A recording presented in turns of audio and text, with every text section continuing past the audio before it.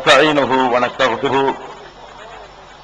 ونؤمن به ونتوكل عليه ونعوذ بالله من شرور انفسنا ومن سيئات اعمالنا من يهده الله فلا مضل له ومن يضلل فلا هادي له واشهد ان لا اله الا الله وحده لا شريك له واشهد ان محمدا عبده ورسوله اما بعد. கண்ணியத்திற்குரிய எல்லாம் வல்ல அல்லாஹ் ஜல்ல ஷானஹு தஆலாவின் நல்லடியார்களே, அல்லாஹ்வுடைய பேரலால் அவருடைய மார்க்கத்தை அதன் தூய வடிவத்திலே அறிந்து கொள்ள வேண்டும் என ஒரே நோக்கத்தில் நாம் எல்லாம் இங்கே திரளாக குழுமிருக்கிறோம்.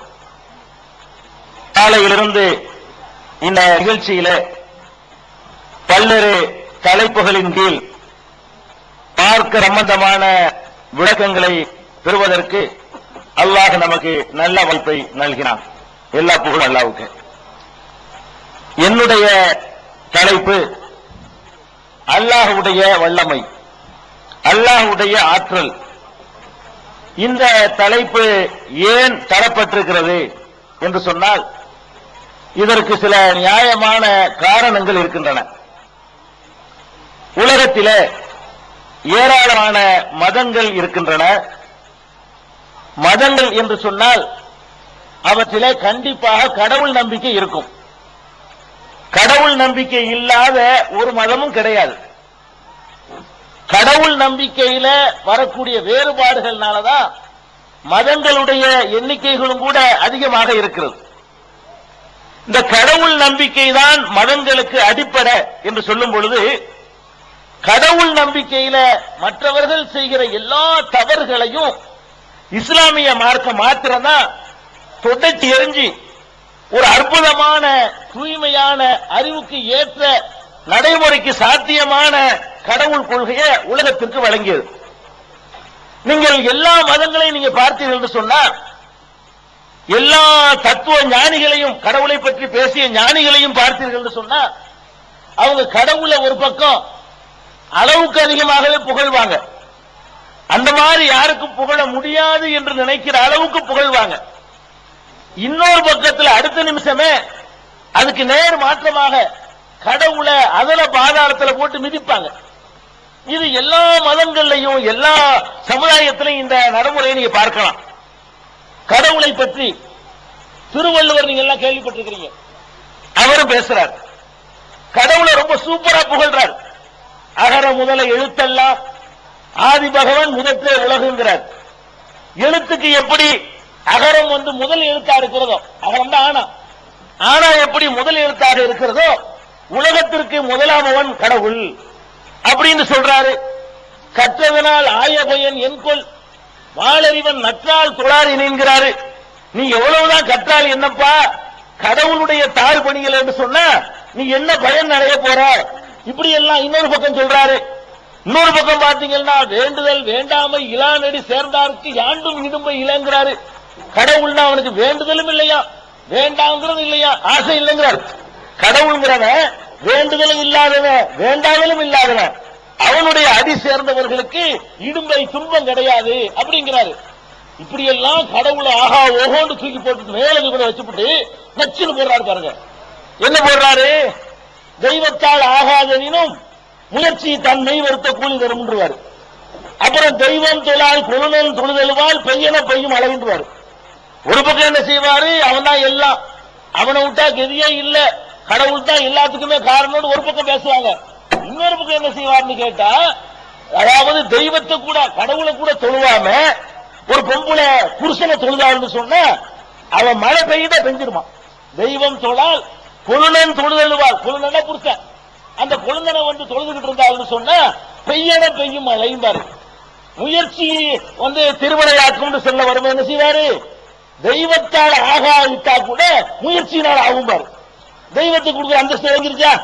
ஒரு பக்கம் பார்த்தா எல்லாம் தெய்வம் தாங்கிறாரு, இன்னொரு பக்கம் பார்த்தா போடா தெய்வமாவது வண்ணம் கட்டியாது. நம்ம முயற்சி பண்ணுனா தெய்வத்துக்கு முடியாதே கூட நம்ம செய்யலாம். தெய்வத்துக்கு என்ன அந்தஸ்து இவருடைய உள்ளத்துல ஒண்ணும் இல்ல. தெய்வத்துக்கு உங்களுக்கு எனக்கு என்ன அந்தஸ்து கொடுக்கிறாரோ அர்த்தம் கொடுத்திருக்கிறாரு. இப்படியான காட்சிகளை தான் எல்லா மார்க்கங்களையும் பார்க்கிறீங்க. நான் வள்ளுவர் எதுக்கு சொல்றேன்னு கேட்டா, கொஞ்சம் கொஞ்சம் பரவாயில்லைன்னு சொல்லக்கூடிய நூல் அதுதான். அதே இப்படி இருந்தா அந்த நூலை உலக பொதுமுறை ஆக்கணும்னு பேசுறாங்களே, அந்த நூல்லையே கடவுளை பத்தி சொல்லும் போது ஒரு பக்கம் அங்க வைக்க, ஒரு பக்கம் பொத்து கீழே போட்டு ஒரே மிஞ்சி அழைச்சி பேசி போறோம். கடவுளை ஒண்ணும் இல்லைன்றான், நமக்கு கீழேங்கிறான். கடவுளுங்கிற நமக்கு மிஞ்சினவனா? நம்ம முயற்சிக்க முடியாது, எதுவும் கிடையாது, கடவுளை மிஞ்சி நம்ம ஜெயிக்கலாம் அப்படின்னு சொல்லிட்டான்னு சொன்ன, இப்படி ஒரு கடவுள் இருந்து என்ன இல்லாம போய் என்ன, இப்படி என்ன காட்சியில நீங்க பாக்குறீங்க. அதே மாதிரி அரபு நாட்டுல சங்க காலத்துல இலக்கியங்கள் இருக்கு, அதை படிச்சு பார்த்தா பயங்கர தமாஷ், கடவுளை பத்தின தமாசுகள். சங்ககால இலக்கியங்களை பாத்தீங்கன்னா கடவுளை ஆகவகன்னு புகழ்வாங்க, கடவுளை துதி பாடி புகழ் பாடிதான் எந்த ஒரு கவிதையும் ஆரம்பிப்பான். இப்படி எல்லாம் பண்ணிட்டு ஒரு சம்பவம் பாருங்க, ஒரு கவிஞன், அந்த கவிஞனுடைய தகப்பனை வந்து கொண்டு போடுறாங்க. அந்த காலத்து அறியாமை காலத்தில் உள்ள கவிஞன், அரபு நாட்டு கவிஞன், அவன் அப்பனை வந்து யாரை கொண்டு போடுறாங்க, கொலை செஞ்சு போடுறாங்க. கொலை செஞ்ச உடனே இவன் என்ன செய்யறான்னா, கடவுள் சிலைக்கு முன்னாடி வந்து நின்று திருவுள சீட்டு போட்டு பாக்குறான். என்ன திருவுள சீட்டு? ஒரு சீட்ல பலிக்கு பலி வாங்க வேண்டும், இன்னொரு சீட்ல பலிக்கு பலி வாங்க கூடாது, மன்னிச்சிடணும் அப்படின்னு ரெண்டை எழுதி சீட்டை குலுக்கி எடுப்போம். எந்த சீட்டு வருதோ அது கடவுளுடைய முடிவுன்னு எடுத்துக்கொண்டு, அந்த கடவுள் பலிக்கு பலி வாங்க சொன்னா அப்பனை கொன்றவனை போய் பழி தீர்ப்போம், வேணான்னு சொன்னா விட்டுருவோம் அப்படின்னு சொல்லி என்ன பண்றான், கடவுள் சிலைக்கு முன்னாடி திருவுள சீட்டை எழுதி போடுறான். பழி வாங்கு பழி வாங்காத ரெண்டு சீட்டு எடுக்கிறான். பழி வாங்காதன்னு வருது, அவனுக்கு வந்து திருப்தி அடையல. கடவுள் சொன்னா நம்பிட்டு போயிட வேண்டியதானே, அவனுக்கு அந்த தீர்ப்பு தான் வரணும்னு எதிர்பார்க்கிறான். வருது பழி வாங்காதன்னு, திருப்தி அடையல, மர குலுக்கி போட்டு இன்னொரு காய் எடுக்கிறான், பழி வாங்காத வருது. மூணாவது தடவை எடுக்கிறான், பழி வாங்கிட்டு வரல, பழி வாங்காதுன்னு வருது. உடனே கையில வச்சிருந்த அருவாள் எடுத்துக்கிட்டு, உங்க அப்பன் செத்துல அப்படி சொல்லுவியா? இது கடவுளை, கடவுள் கொடுத்த மரியாதையை பாருங்க. கடவுள் சிலைக்கு முன்னாடி நின்றுகிட்டு உங்க அப்பன் செத்து இருந்தா, உங்க அப்பனை கொண்டிருந்தா பழி வாங்காதுன்னு சொல்லுவியா? எங்க அப்பனா இருக்குங்கிறத சொல்ற. கடவுள் கொடுத்த மரியாதை விளங்கிட்டீங்களா? ஒரு பக்கம் கடவுளை கேட்டுதான் முடிவு செய்யறேன்னு சொல்லுவான், இன்னொரு பக்கம் உங்க அப்பா செத்து இருந்தா அப்படி செய்வியா, பழி வாங்கன்னு சொல்லுவீல அப்படின்னு கேட்கறான். இந்த இதெல்லாம் எதுக்கு சொல்றேன்னு கேட்டா, கடவுளுங்கிறது வந்து இவங்களுக்கு ஒரு விளையாட்டு பொருள் மாதிரி. ஒரு பக்கம் அப்படி மேல இருக்குவாங்க, ஒரு பக்கம் அந்த கடவுளே வந்தாலும் மாற்ற முடியாதுமா. அப்புறம் என்ன கடவுள்? கடவுள்னு ஒத்துக்கிட்டேன்னு சொன்னா அவருக்குரிய வல்லமையோட, அவருக்குரிய ஆற்றலோட, அவருக்குரிய சக்தியோட கடவுளை ஏற்றுக்கொள்ளணுமே தவிர, கடவுளை வந்து வீக்கான ஒரு நிலையில வைத்து ஏற்றுக்கொள்ளக்கூடாது அப்படிங்கிறது இஸ்லாத்தின் நிலைப்பாடு. எல்லா மார்க்கங்களையும் பாருங்க, கடவுளை வந்து இப்படி ஒரு பைத்தியக்காரம் பண்றாங்களா, கடவுள்னு சொல்லிக் கொள்வார்கள். என்னென்ன பலவீனம் இருக்கோ எல்லா பலவீனத்தையும் கடவுளுக்கு நம்மளோட ஜாஸ்தியா கொடுத்து வச்சிருப்பாங்க. நம் மனுஷனுக்கு இருக்கிற பலவீனத்தை விட கடவுளுடைய பலவீனம் ரொம்ப அதிகமாகவே இருக்கும். கடவுள்னு சொல்வார், கடவுள் நம்மளோட நல்ல திம்பார், நம்ம அரைக்கக்கூடிய அரிசி தான் திம்போம். கடவுளுக்கு வந்து 1.5 மூட்டை அரிசி வேணும், கடவுள் போட்டு தின்னுட்டே இருப்பாரு. அந்த மாதிரியான கடவுள்கள் காட்சி நீங்க வயிறுலாம் பார்த்தீங்க பெருசா இருக்குங்க, ஒரு புள்ளத்தாச்சி வயிறு 3 புள்ள வயிற்றுல இருக்கிற மாதிரி பெருசா இருக்கும். அந்த மாதிரியான கடவுள் தான் நல்லா சாப்பிடுவாரு, கடவுள் தான் நல்லா குடிப்பாரு. கடவுளா அவருக்கு உனக்குலாம் ஒரு பொண்டாட்டினா அவருக்கு 100,000 வேணும் கடவுள்னு சொல்லி, அப்படி மனைவி மக்களோட அவர் சம்பவம் பண்ணுவாரு. கடவுள்னு சொன்னா அடுத்த முன்னாடி தூக்கிட்டு வருவாரு, கடவுள்னு சொன்னா அநியாயத்துக்கு சண்டைக்கு போவாரு. இது மாதிரி எல்லாம் கடவுளை பத்தி கண்ணா தூங்குவாரு, கடவுள் ரெஸ்ட் எடுக்கணும், கடவுள் ஓய்வு எடுக்கணும், கடவுளுக்கு வந்து டயர்ட் ஆயிடுவாரு, கடவுளுக்கு வாரிசு வேணும், கடவுளுக்கு புள்ள குட்டி வேணும். இந்த மாதிரி எல்லாம் சொல்லி கடவுளை ஒண்ணும் இல்லாம ஆக்கக்கூடிய காட்சிகளை உலகத்தில் உள்ள எல்லா மார்க்கங்களையும் பாக்குறீங்க, எல்லா சமுதாயத்திலையும் பாக்குறீங்க. கடவுளுங்கிறது ஒரு கிண்டலுக்கு உள்ள ஒரு பொருளாக ஆயிடுச்சு. அந்த லவ் பண்ணும் போது கூட லவ் பாட்டு படிப்பான், அங்கேயும் போயிட்டு என்ன செய்வான்னு கேட்டா கடவுளை கிண்டல் பண்ணி கடவுளை லந்து பண்ற மாதிரி என்ன செய்வான், பாட்டு படிக்குவான். திருப்பதி ஏழுமலை வெங்கடேசான்கிட்டு லவ் பாட்டு படிக்கிறாங்க. நீ கடவுளை நினைச்சு அங்க என்ன லவ் பாட்டு, அங்க என்ன கிண்டலு, கடவுள்னு சொல்லிக்கிறவான். அங்க போய் என்ன செய்வான், தண்ணி அடிச்சுட்டு ஆடுவான். கடவுள் நம்ம கடவுள் முறையில் நிக்கிறோம், கடவுளை நம்ம பார்த்துட்டு இருப்பாரு, கடவுளுக்கு கண்காணிக்கிற சக்தி அது நினைக்க மாட்டான். கடவுள் விழான்னு சொல்லிட்டு கடவுளுக்கு முன்னாடி தண்ணி அடிப்பான், கடவுளுக்கு முன்னாடி ஆட்டம் போடுவான், கடவுளுக்கு முன்னாடி கூத்து போடுவான். எல்லா காட்சிகளும் நீங்க பாக்குறீங்க. இப்படி அப்பனுக்கு முன்னாடி போடுவியா, உன்னுடைய 1ஆம் கிளாஸ் வாத்தியாருக்கு முன்னாடி ஆட்டம் போடுவியா? போட மாட்டேன். அந்த மரியாதை கூட கடவுளுக்கு இல்லை. இப்படித்தான் உலகம் பூரா இருக்கிற காட்சியை பாக்குறீங்க. இஸ்லாமிய மார்க்கம் என்ன பண்ணு தெரியுமா, கடவுள் கொள்கையை சொல்லிட்டு வித்தியாசம் தான் கடவுளை வல்லமை மிக்கவனாக எல்லா வகையிலும் அவனுடைய வல்லமைக்கு எந்த பங்கமும் வந்துடக்கூடாதுன்னு சொல்லி அப்படி மேல கொண்டு நிப்பாட்டி இருக்குது. மேல நிப்பாட்டினா தான் கடவுளை தேவை. என்னைய மாதிரி ஒரு சராசரி ஆளா இருந்தா அந்த கடவுள் எனக்கு என்னத்துக்குங்கிறேன். எனக்கு ஆசை இருக்கு, கடவுளுக்கு ஆசை இருக்கு. இவன் என்ன எனக்கு கடவுளுங்கிறேன். எனக்கு பசிக்குது, கடவுளுக்கும் பசிக்குது. இவன் யார் எனக்கு கடவுளா இருக்கிறது? நானே இருந்துட்டு போயிடலாமே. எனக்கும் பசிக்குது, அவனுக்கும் பசிக்குது. இவன் என்னையா கடவுளு? எனக்கு தாகம் அடிக்குது, அவருக்கு தாகம் அடிக்குது. இவர் என்ன கடவுளு? எனக்கு கொஞ்ச நேரம் பேசினா ரெஸ்ட் தேவைப்படுது, கடவுளுக்கும் தேவைப்படுது. அவர் என்ன கடவுளு? அப்படி நினைக்க மாட்டேங்கிறான். எல்லாத்திலும் என்ன பண்றான்? மனுஷன மாதிரியே தான் கடவுளை எல்லா வகையிலையும் கொண்டாந்து நிப்பாட்டி தன்னைய மாதிரியே கடவுளை பார்க்கக்கூடிய அந்த கோளாறுனால நிறைய அவமானங்கள் கடவுளுக்கு ஏற்படுது. அல்லாஹ் குர்ஆன்ல சொல்லும் பொழுது மக்கா காபிர்களை பத்தி பேசும்பொழுது இப்படித்தான் சொல்றான். உமா கதருல்லாஹ ஹக்க கத்ரிஹி, அல்லாஹ்வை கண்ணியப்படுத்தும் அளவுக்கு இவர்கள் கண்ணியப்படுத்தவில்லை. அல்லாஹ் மறுத்தாங்க சொல்றான். மக்காவில் இருந்த காபிர்கள் எல்லாம் கடவுளை ஏத்துக்கிட்டான். என்ன தப்பு பண்ணான்னு கேட்டா கொடுக்கிற கண்ணியத்தை ஒழுங்கா கொடுக்கல. ஒரு பக்கத்துல கடவுள் கல்யாணத்துக்கு கடவுள்னுக்குருவான், கருமாதி கடவுள்னுக்குருவான், வேற மற்ற விஷயங்களுக்கு எல்லாம் அட போடான்றான். கடவுளை நம்புறேன்னு சொல்லிக்கிட்டே காசே தான் கடவுளான்னு படிப்பான். இப்படி படிக்கிறவன் கடவுள் கோவம் வரும்னு நினைக்கிறானா? அட கடவுள் வேற காசு வேற நல்லா தெரியுது. காசை நம்ம தான் ஆச்சரிக்கிறோம், நம்ம தயாரிக்கிற ஒரு பொருள். இவன் என்ன பண்றான்? காசே தான் கடவுளாடாங்கிறான். யாரு படிக்கிறான்? நாத்தியம் இல்ல, நாத்தியம் படிக்கிறான். ஒரு நாத்தியம் படிச்சான்னா அதுக்கு வேற சரின்னு சொல்லிட்டு போயிடலாம். அவன் லந்து பண்றான், கிண்டல் பண்றான்.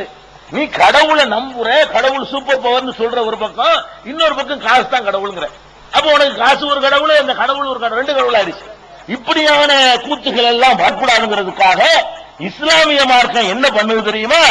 கடவுளை கண்ணியமிக்கவனாகவே எல்லா நிலையிலும் வைத்திருக்கணும். கடவுளுடைய அந்தஸ்துக்கு, கடவுளுடைய தகுதிக்கு, கடவுளுடைய மதிப்புக்கு எல் முனை அளவு கூட குறை வைத்து விடக் கூடாது என்பதில் கவனமாயிருந்த ஒரே மார்க்கம் இஸ்லாமிய மார்க்கம். அந்த மார்க்கத்தில் வந்த நாம் கடவுளை எல்லா வகையிலும் கண்ணியப்படுத்துகிறோமா? அதுக்காக இந்த பேச்சுகளை பேசுறோம். கடவுளுடைய வல்லமையை வல்லமை மிக்கவனாக கடவுளை கருதணுமே தவிர கடவுளை ஒண்ணுக்கும் இல்லாத ஒரு பார்த்தா இவங்களுடைய நடவடிக்கைகளை கவனிச்சு பார்த்தோம்னு சொன்னா இதெல்லாம் கடவுளை தேவையில்லை என்ற முடிவுக்கு வந்துடலாம். எதுக்கு இந்த கடவுள் தேவை? மழைக்கு இந்த அவர் இருக்காரு, வெயிலுக்கு இவர் இருக்கிறாரு, பாஸ்போர்ட்டுக்கு அவர் இருக்காரு, விசாவுக்கு இவர் இருக்கிறாரு, நோய் தீக்கிறதுக்கு இவர் இருக்கிறாரு. அப்புறம் கடவுள் அவர் எதுக்கு ஒரு ஆளு தேவையில்லைன்னு இவங்க நம்ம ஆளுங்க பண்ணி வச்சுக்கிற கூத்துக்களை பார்த்தோம்னு சொன்னா கடவுளுக்கு வேலை இல்லாம ஆகிட்டாங்க. ஆனா கடவுள் அல்லாஹ் குர்ஆன்ல தன்னை பத்தி எப்படி சொல்றான்? 24 hours வேலை செய்யற ஒரே ஆள் நான் தாங்கிறான். குல்ல யௌமின் ஹுவ ஃபீ ஷான், ஒவ்வொரு நாளும் அவன் வேலையிலே இருந்து கொண்டிருக்கிறான். உலகத்தில் உள்ளவெல்லாம் என்ன செய்யறான்? கடவுளை வேலையத்தவனாக்குறான். கடவுளுக்கு எந்த வேலையும் கிடையாது. நீ பாட்டுக்கு போட்டு தூங்குயா, அவன் வேலையை பார்த்துக்கிறான்னு சொல்லிட்டு இலாக்காவெல்லாம் பிரிச்சு கடவுளை இந்திய நாட்டு ஜனாதிபதி மாதிரி ஆகிவிட்டாங்க. ஒரு அதிகாரமும் கிடையாது. அந்த மாதிரி ஆக்கிவிட்டான் கடவுள். ஒரு பக்கம் பாக்குறோம். அல்லாஹ் என்ன சொல்றான் குர்ஆன்ல? குல்ல யௌமின் ஹுவ ஃபீ ஷான், அவன் ஒவ்வொரு நாளும் அவனுக்கு அலுவல் இருந்து கொண்டே இருக்கிறது. ஒவ்வொரு வினாடியும் அலுவல், ஒவ்வொரு நேரம் மணி நேரமும் அலுவல், ஒவ்வொரு வாரத்திலையும் அலுவல், ஒவ்வொரு மாசத்திலையும் அலுவல், 365 நாளும் வேலை செய்யக்கூடியவனாக கடவுள் இருக்கிறான் என்று சொல்லக்கூடிய ஒரே மார்க்கம் இஸ்லாமிய மார்க்கம். அப்ப கடவுளுடைய ஆற்றலையும் வல்லமையையும் இதயத்தில் நம்ம ஆழமாக பதிய வைத்துக் கொண்டோம் சொன்னா கடவுள் சம்பந்தமான குழப்பங்கள், கோளாறுகள், கடவுள் சம்பந்தமாக நமக்குள்ள வரக்கூடிய கருத்து வேறுபாடுகள் எல்லாமே எடுபட்டு போயிடும். அதுக்கு முன்னாடி சில விஷயங்களை நீங்க புரிந்து கொள்ளணும். கடவுளை பற்றி பகுத்தறிவு ரீதியாக சில விஷயங்களை சொன்ன பிறகுதான் உங்களுடைய நடவடிக்கைக்கு நான் வரப்போறேன். கடவுளை எப்படி எல்லாம் அவமானப்படுத்துறீங்க, எப்படிப்பட்ட கடவுளை எந்த மாதிரி ஆக்கிப்பட்டீங்கிறத நான் அந்த இடத்துல சொல்லிக்கிறேன். இப்ப சொல்ல வேண்டிய விஷயம் என்னன்னு கேட்டா, நம்ம ஒருத்தனை கடவுள் ஏத்துக்கொண்டிருக்கோம். ஏத்துக்கிட்டோம்னா நெசமாவே மனசுக்குள்ள அல்லாஹ்ன்னு நம்பி நீங்க ஏத்துக்கணும். உங்க அத்தா சொன்னதுக்காக நீங்க ஏத்துக்கிற கூடாது, உங்க அம்மா சொன்னதுக்காக நீங்க ஏத்துக்கிற கூடாது, உங்களுடைய ஊர்ல அஜர்த்து சொல்லி தந்தாருக்கிறதுக்காக ஏத்துக்கிற கூடாது. நீங்களாகவே விளங்கி ஆராய்ந்து கடவுளை ஏற்றுக்கொள்ளணும். அல்லாஹ் அப்படித்தான் உங்கள்ட்ட எதிர்பார்க்கிறான். இந்த குருட்டுத்தனமான நம்பிக்கை அல்லாஹ் எதிர்பார்க்கல. இதா ذكروا بآيات ربهم لم يخروا عليها صما وعميانا, அல்லாஹ்வுடைய வசனங்களை கொண்டு அவர்களுக்கு அறிவுரை சொல்லப்பட்டாலும் குருடர்களாக செவிடர்களாக விழமாட்டார்கள், சிந்திப்பார்கள் அப்படின்னு சொல்லி அல்லாஹ் ரப்புல் ஆலமீன் நமக்கு சொல்லி தர்றான். அல்லாஹ்வை நம்புறதுக்கு கூட அல்லாஹ் என்ன பண்றான்னு கேட்டா ஆராய்ச்சி பண்ணி பாருங்க. அல்லதீன யத்தஃபக்கரூன ஃபீ ஹல்கிஸ் ஸமாவாத்தி வல் அர்த், இந்த வானம் எவ்வாறு படைக்கப்பட்டிருக்கிறது, பூமி எவ்வாறு படைக்கப்பட்டிருக்கிறது என்பதை எல்லாம் சிந்தித்து விட்டு ரப்பனா மா ஹலக்த ஹாதா பாத்திலா, இறைவா இதை நீ வீணுக்கு படைக்கவில்லை என்று சொல்வார்கள். நம்ம எப்படி சொல்லணுமா? வானத்தை பார்க்கணுமா, பூமியை பார்க்கணுமா, பார்த்துவிட்டு சிந்திச்சுட்டு சொல்லணுமா, இறைவா இதை நீ வீணுக்கு படைக்கல, இவ்வளவு அதிசயங்களை படைச்சு வச்சிருக்கிறியே, இது வீணு இல்ல, வேஸ்டுக்கு படைக்கல, நீ நிச்சயமா இருக்கிற அப்படின்னு சொல்லி புரிஞ்சு நம்பணும். உங்கள்கிட்ட உள்ள கடவுள் விஷயத்துல உள்ள கோளாறுக்கெல்லாம் என்ன காரணம் தெரியுமா? அல்லாஹ் உனக்கு சொல்லி தந்து போயிட்டாங்க அல்லாஹ்னு சொல்லி நம்மளும் சொல்லிக்கிறோம். அந்த அளவுக்கு தான் அல்லாஹ்வுக்கு இடம் இருக்கே தவிர அல்லாஹ் இருக்கிறாங்கிறத 10% 100% நம்ம நம்புறோமா? இல்ல, விளங்கி நம்புறது இல்ல, ஆராய்ச்சி பண்ணி நம்புறது இல்ல. முதல்ல அல்லாஹ் இருக்கிறான் என்பதை நம்பி அவனுடைய வல்லமை புரிஞ்சிக்க. அது எப்படி புரிஞ்சுக்கிறது? அல்லாஹ் இருக்கிறாங்கிறத புரிஞ்சுக்கிறதுக்கு கூட அல்லாஹ் குர்ஆன்ல நமக்கு வழி சொல்லி தர்றான். அல்லாஹ் இருக்கிறான்ல, இருக்கிறான்னு எப்படி நம்புறது? நம்ம பார்க்கல. அல்லாஹ்வை பார்த்த யாரும் நம்மகிட்ட வந்து சொல்லல. நபிகள் நாயகமாவது அல்லாஹ் பார்த்தாங்களா? அவங்களும் கூட பார்க்கல. அவங்க அல்லாஹ்ட்ட உரையாடல் தான் நடத்தினாங்க. மேராஜ்ல பேச்சுவார்த்தை நடந்துச்சே தவிர அல்லாஹ்வை பார்க்கல. கேட்கிறாங்க சஹாபாக்கள், ஹல் ரஅய்த ரப்பக, உங்கள் இறைவனை நீங்கள் பார்த்திருக்கிறீர்களா? அப்ப ரசூல் ஸல்லல்லாஹு அலைஹி வஸல்லம் சொல்றாங்க, வஹுவ நூருன் அன்னா உராஹு, அவன் ஒளிமயமானவன், அவனை நான் எப்படி பார்க்க முடியும்? அவங்களும் பார்க்கல. ஆயிஷா ராய் சொல்றாங்க, யார் ஒருவன் முஹம்மது ஸல்லல்லாஹு அலைஹி வஸல்லம் அவர்கள் அல்லாஹ்வை பார்த்ததாக சொல்கிறானோ அவன் பொய் சொல்கிறான், இட்டுக்கட்டி சொல்கிறான் என்று அன்னை ஆயிஷா சித்திகா ரலியல்லாஹு அன்ஹா அவர்கள் சொன்ன செய்தி புகாரி, முஸ்லிம் உள்ளிட்ட பல ஆதாரப்பூர்வமான நூல்கள்ல பார்க்கிறோம். அப்ப அல்லாஹ்வை நம்மளும் பார்க்கல, ரசூல் ஸல்லல்லாஹு அலைஹி வஸல்லம் பார்க்கல, அதுக்கு முந்தி வந்த நபிமார்கள் பார்க்கல, மூசா நபி கூட உரையாடல் தான் பண்ணாரே தவிர அவரும் கூட அல்லாஹ்வை பார்க்கல. இப்ராஹிம் நபி அல்லாஹ்வுக்கு ஃப்ரெண்ட், அவரும் பார்க்கல. இத்தஹதல்லாஹு இப்ராஹிம கலீலா, இப்ராஹிம் அல்லாஹ் கலீலாக்கிட்டான், தோழராக்கிட்டான், நண்பராக்கிட்டான் அப்படின்னு குர்ஆன்ல அல்லாஹ் சொல்றான். அவங்க அல்லாஹ்வை பார்க்கல. அப்ப அல்லாஹ்வை பார்க்காம இருக்கும் பொழுது இருக்கிறான் எப்படி நம்புனீங்க? எப்படிங்க நம்புனீங்க? பெரிய ஆராய்ச்சி பண்ணி பார்த்து உலக மதங்களை எல்லாம் ஆய்வு செஞ்சு அதுல உள்ள கோளாறுகள் எல்லாம் கண்டுபிடிச்சு அப்படித்தான் நீங்க வந்தீங்களா? இல்ல, என்னமோ ஒரு பை சான்ஸ் ஓடியாந்துட்டோம். அல்லாஹ் ஒரு அதிர்ஷ்டம் பண்ணிட்டான், நமக்கு ஒரு அதிர்ஷ்டமான வாய்ப்பை தந்துட்டான். அப்துல் காதருக்கும் பாத்திமாவுக்கும் பிறந்ததுனால நம்ம இங்கிட்டு ஓடியாந்துட்டோம். என்ன கந்தசாமிக்கு முத்துலட்சுமிக்கு பிறந்திருந்தா நம்ம இங்க உட்கார்ந்துருக்க மாட்டோம். பிறப்படிப்பல என்னமோ ஒடியாந்துருச்சு, நம்ம அப்பவும் மாட்டாங்க. ஒரு காலம் ஒரு முடிவு எடுத்துட்டான், அது தலைமுறையா ஒடியாந்துட்டு இருக்க தவிர நம்ம யாரும் விளங்கி வரல. விளங்கி வராட்டா கூட இன்னைக்கு விளங்கி அந்த நம்பிக்கையை புதுப்பித்துக் கொள்ள முடியும், அந்த நம்பிக்கையை வலுப்படுத்திக் கொள்ள முடியும்.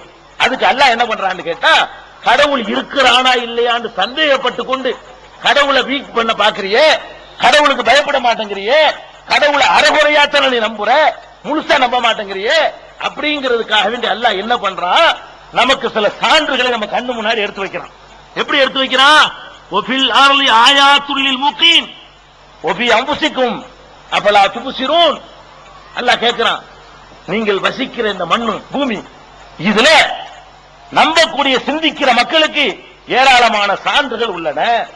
ஒஃபி அன்ஃபுசிக்கும், உங்களுக்கு உள்ளேயும் கூட சான்றுகள் இருக்கின்றன. அஃபலா ததஃபக்கரூன், சிந்திக்க மாட்டீர்களா?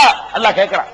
கடவுளை நீ நம்புறதா இருந்தா நீ வாழ்ற இந்த பூமியை சிந்திச்சுப்பார், உன்னை மேல இருக்கிற வானத்தை சிந்திச்சுப்பார், அதுல நடக்கிற ஏற்பாடுகளை சிந்திச்சுப்பார். இதெல்லாம் தற்செயலா? திடீர்னு உண்டாயிடுச்சா? தற்செயலாத்தான் வந்து போச்சா? அப்படின்னு நீ ஆராய்ச்சி பண்ணி பார்த்து உன்னுடைய அறிவு ஒவ்வொரு இடத்திலையும் தோல்வியை தழுவும். உன்னுடைய அறிவுனால, பகுத்தறிவுனால விடை சொல்ல முடியாத பல அற்புதங்கள் அங்கே நிகழ்வதை நீ பார்க்கலாம். அதுக்கு தான் அல்லாஹ் என்ன பண்ண சொல்றான், நீ அல்லாஹ்ங்கிற என்னை நம்புறதுக்கு முன்னாடி என்ன நீ பார்க்கல, பார்க்காம நம்புறதா இருந்தா என்னுடைய படைப்புகளை, என்னுடைய நான் படைத்து வைத்திருக்கிற பொருட்களை பார்த்துட்டு என்னுடைய வல்லமையை தெரிஞ்சுக்க.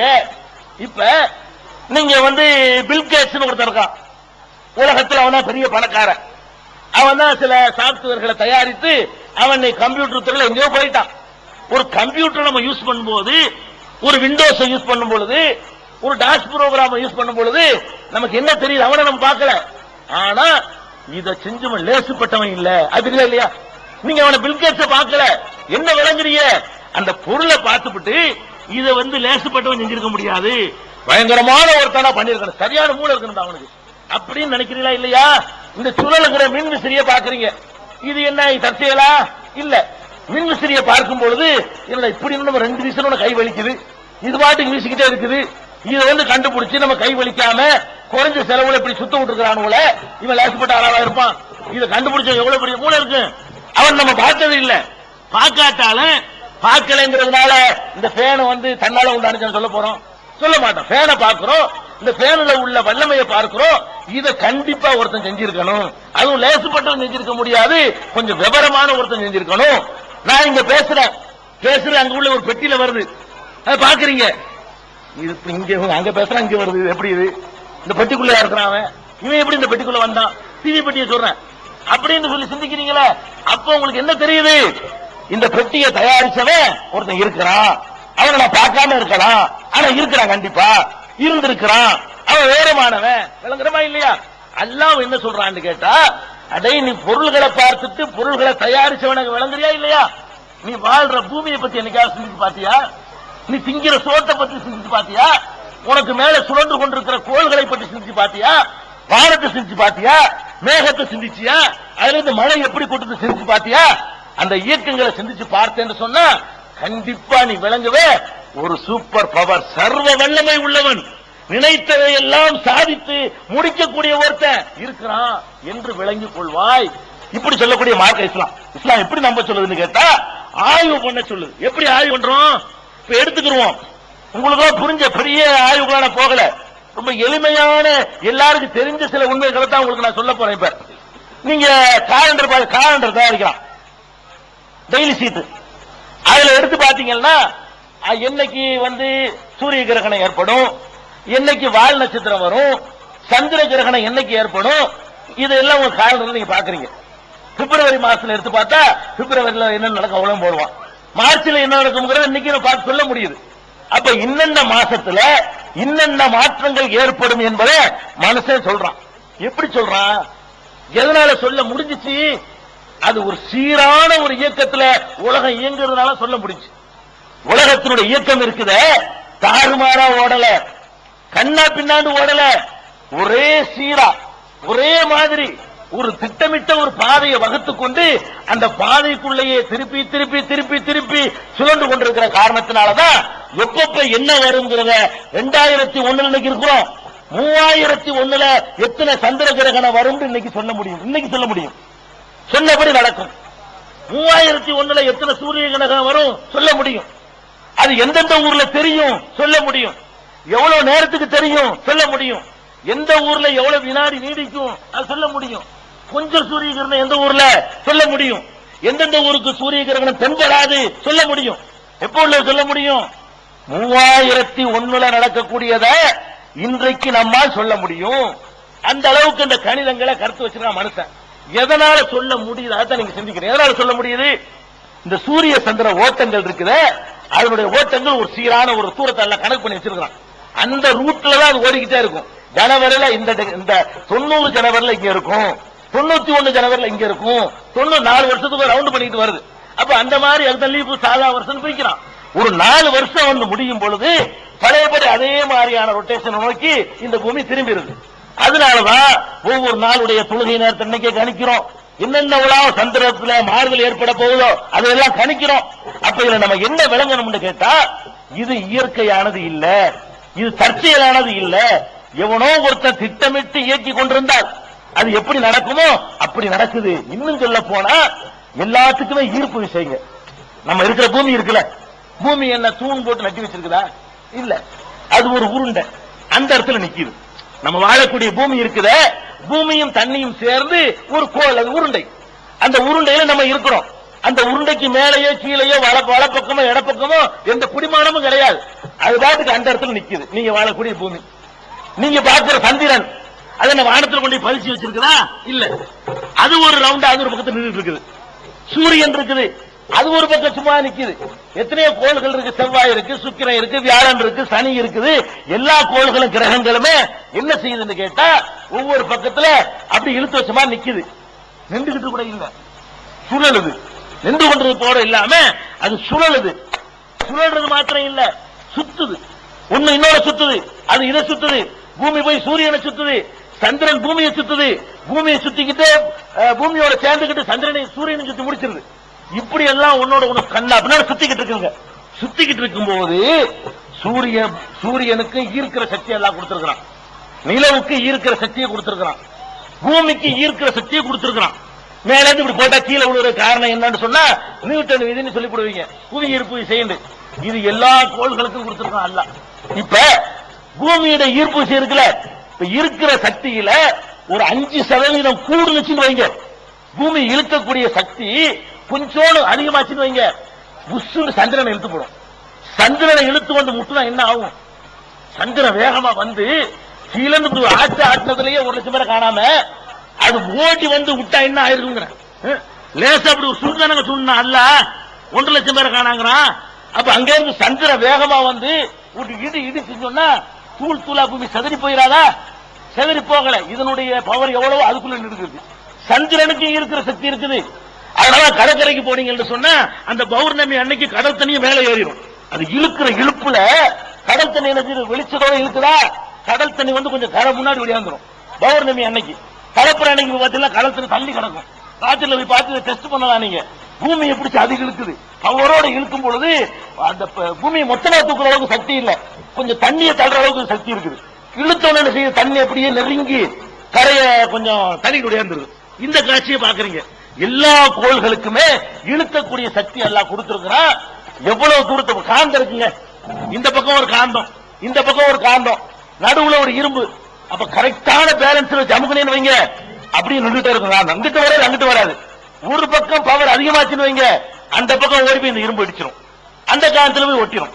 அப்படி வராம காந்தத்தை போட்டு இழுத்த மாதிரி இந்த பக்கம் பூமியை சூரியன் இழுக்க, அந்த பக்கம் சந்திரன் இழுக்க, இந்த பக்கம் சனி இழுக்க, எல்லா இழுவை சமமான கோணத்தில் வச்ச உடனே உன்னுக்கு போக முடியும். இந்த பூமிக்கு அந்த வட்டத்தில் நின்றுகிட்டே தான் இருக்குது. அது சுத்த வர செய்யுது, சுத்திக்கிட்டே வருதே தவிர அந்த டிஸ்டன்ஸ் கூடல குறையல. அந்த மாதிரி ஒரு அற்புதமான ஏற்பாடு பண்ணி இருக்கிறது வந்து தற்செயலா இயற்கையா? இவ்வளவு செட்டப் யாருக்கு பண்ண முடியும்? எவனோ ஒருத்தன் இருந்ததை பண்ணிருக்கிறான். இல்லன்னா இப்படி நடக்காது உங்களுக்கு விளங்கலையா? அதனாலதானங்க 70 வருஷத்துக்கு வால் நட்சத்திரம் ஹாலி நட்சத்திரம் வருதுங்கிறான், 80 வருஷத்துக்கு ஒருக்கா இது வரும் அது வருங்கிறான். அதெல்லாம் எப்படி சொல்ல முடியுது? எல்லா கோள்களுக்கும் அதனுடைய வேகம் வரைக்கும் லிமிட். இன்னைக்கு மனுஷன் பூமி எவ்வளவு வேகத்துல சுத்துன்னு சொல்றான், சந்திரன் எவ்வளவு வேகத்துல சுத்துன்னு சொல்றான். என்னதுனால சொல்றான்? ஒரே சீரா இருக்கனால சுத்துறான். நீங்க பஸ்ல ஏறி போறீங்க, ஒரு டிரைவர் எத்தனை கிலோமீட்டர் வேகத்துல ஓட்டுறாரு உங்களுக்கு சொல்ல முடியாது. ஏன்? எத்தனை ஓட்டுவாரு? 90க்கு போவாரு, 60க்கு வருவாரு, அப்புறம் 40க்கு வருவாரு, அப்புறம் 10க்கு கொண்டு வருவாரு, சர்றன்னு பூரா 40க்கு தள்ளுவாரு இல்லையா? திடீர்னு பிரேக் அடி சடன் பிரேக் அடிப்பாரு, போய் முட்டுவீங்க, ஸ்பீடா இல்லாம போகும். அப்படி ஓட்டுறானல்ல. அடே மனிதன் நீ ஓட்டுற பஸ்ல ஏறி உட்கார்ந்துக்கிட்டு எத்தனை கிலோமீட்டர்ல ஓட்டுறான்னு உனக்கு சொல்ல முடியல. ஆனா இங்க உட்கார்ந்துட்டு பூமி எத்தனை கிலோமீட்டர் வேகத்துல சுத்து நீ சொல்ற. அதுக்கு என்ன அர்த்தம்? அது எவ்வளவு நுணுக்கமா ஒருத்தன் ஏற்றிக்கிட்டு இருக்கிறான். எவ்வளவு இந்த பேனு ஒரே சீரா சுத்தம் சொல்ல முடியுமா? திடீர்னு 180க்கு போச்சு பவர் சொன்னா இதனுடைய வேகம் முக்காவாசி காணும். 230 அடிச்சுட்டு வைங்க, அது பிச்சுக்கிட்டு போகும். அப்ப இந்த இருக்கிற பேனு என்ன வேகத்துல சுத்துன்னு உன்னால சொல்ல முடியாது. வோல்டேஜ் ஏறும் போது இறங்கும் போதும் அதுக்கு தகுந்த மாதிரி போயிடும், அதுக்கு தகுந்த மாதிரி கூடும் குறையும். இந்த பேனுடைய வேகத்தை உனக்கு சொல்ல முடியல, இந்த லைட்டினுடைய ஒளியுடைய வேகத்தை உனக்கு சொல்ல முடியாது. ஆனா எதை சொல்ல முடியுது? சூரியனுடைய வேகத்தை உனக்கு சொல்ல முடியுது, சந்திரனின் சுழற்சி வேகத்தை சொல்ல முடியுது, செவ்வாயின் சுழற்சியை சொல்ல முடியுது, பூமியை சொல்ல முடியுதுன்னு சொன்னா அதற்கெல்லாம் திட்டமிட்ட ஒரு லிமிட். இத்தனை வினாடியில இத்தனை கிலோமீட்டர் தான் நீ கடக்கணும், அவ்வளவுதான் கிடக்குது. அதை தாண்டி கிடக்க மாட்டேங்குது. தாறுமாறா இயற்கை இருக்குன்னு சொன்னா இவ்வளவு சிஸ்டமேட்டிக் இருக்க முடியாது. ஒரு கண்ட்ரோல் புத்தி உள்ள ஒருத்தர் கண்ட்ரோல் பண்ணா மாத்திரம்தான் இந்த மாதிரியா நடக்க முடியும் என்று சொல்லி இஸ்லாம் அதை நமக்கு சிந்திக்க சொல்லுது. நீங்க எல்லாம் பார்த்திருப்பீங்க, கன்னியாகுமரிக்கு போயிருந்தீர்கள்னா காந்தியுடைய அந்த அஸ்தி வச்சிருக்கான், பார்த்திருக்கீங்களா? கன்னியாகுமரிக்கு போனீங்கன்னா காந்தியை எரிச்சாங்க இல்ல, இந்து மதத்தில் எரிச்சு போடுவாங்க. எரிச்ச சாம்பலை கொண்டு போய் ஒவ்வொரு இடத்திலையும் புனிதமான இடங்கள் சொல்லி வைத்திருக்கிறாங்க. அதுல ஒரு சாம்பல் வந்து ஒரு சட்டியில சாம்பலை போட்டு கலசத்துல போட்டு அதை கொண்டாந்து கன்னியாகுமரியில காந்தி மண்டபத்தில் வச்சிருக்காங்க. கன்னியாகுமரிக்கு போனா நீங்க பார்க்கலாம், அந்த காந்தி மண்டபத்துல அந்த சாம்பல் இருக்கு, அஸ்தி கலசம் சொல்லுவாங்க. அதாவது காந்தியுடைய சாம்பல் இருக்கு. அதுல மேல என்ன பண்ணிருக்கிறான்னு கேட்டா டூம் இருக்கு, டூம். அந்த டூம்ல ஒரு ஓட்டை போட்டிருக்கான். அந்த ஓட்டை எப்படி போட்டிருக்கான் தெரியுமா? ஒரு சைடான இப்படி நேர இப்படி போடாம ஒரு கிராஸா இப்படி கிராஸா போட்டிருக்கான் ஓட்டைய. இப்படி இருக்கக்கூடிய டூம்ல இப்படி ஓட்டையை போட்டிருக்கான், ஓட்டை போட்டு விட்டுருக்கான். அந்த ஓட்டை வழியாக சூரியன் வந்து வரவே செய்யாது, ஒரு நாளைக்கு வராது. ஒரே ஒரு நாள் வந்து என்ன செய்யும், அக்டோபர் 2ஆம் தேதி கரெக்டா அந்த சாம்பல்ல வந்து சூரிய வெளிச்சம் படும்.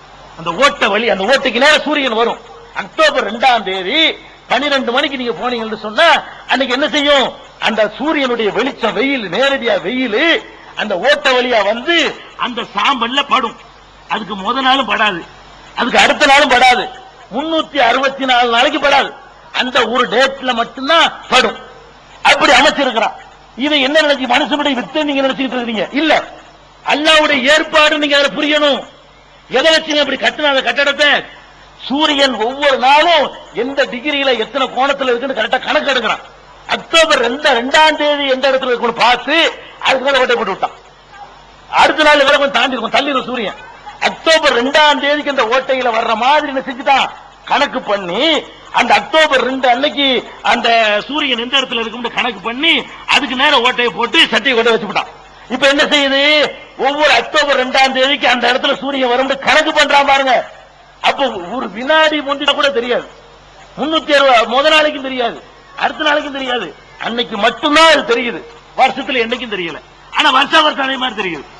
வருஷம் அந்த அக்டோபர் 2ஆம் தேதி போனீங்கன்னு சொன்னா காந்தி சமாதியில வந்து காந்தியுடைய அஸ்தியில சூரியனுடைய வெளிச்சம் உழக்கூடிய காட்சி நீங்க பாக்குறீங்க. இது எதுக்கு நான் சொல்ல வர்றேன், எப்படிப்பட்ட வல்லமை மிக்கவன் அவன் இருந்தான்னு சொன்னா, சுப்ஹானல்லாஹ், இவ்வளவு அற்புதமான ஒரு ஏற்பாடு பண்ணிருப்பான்.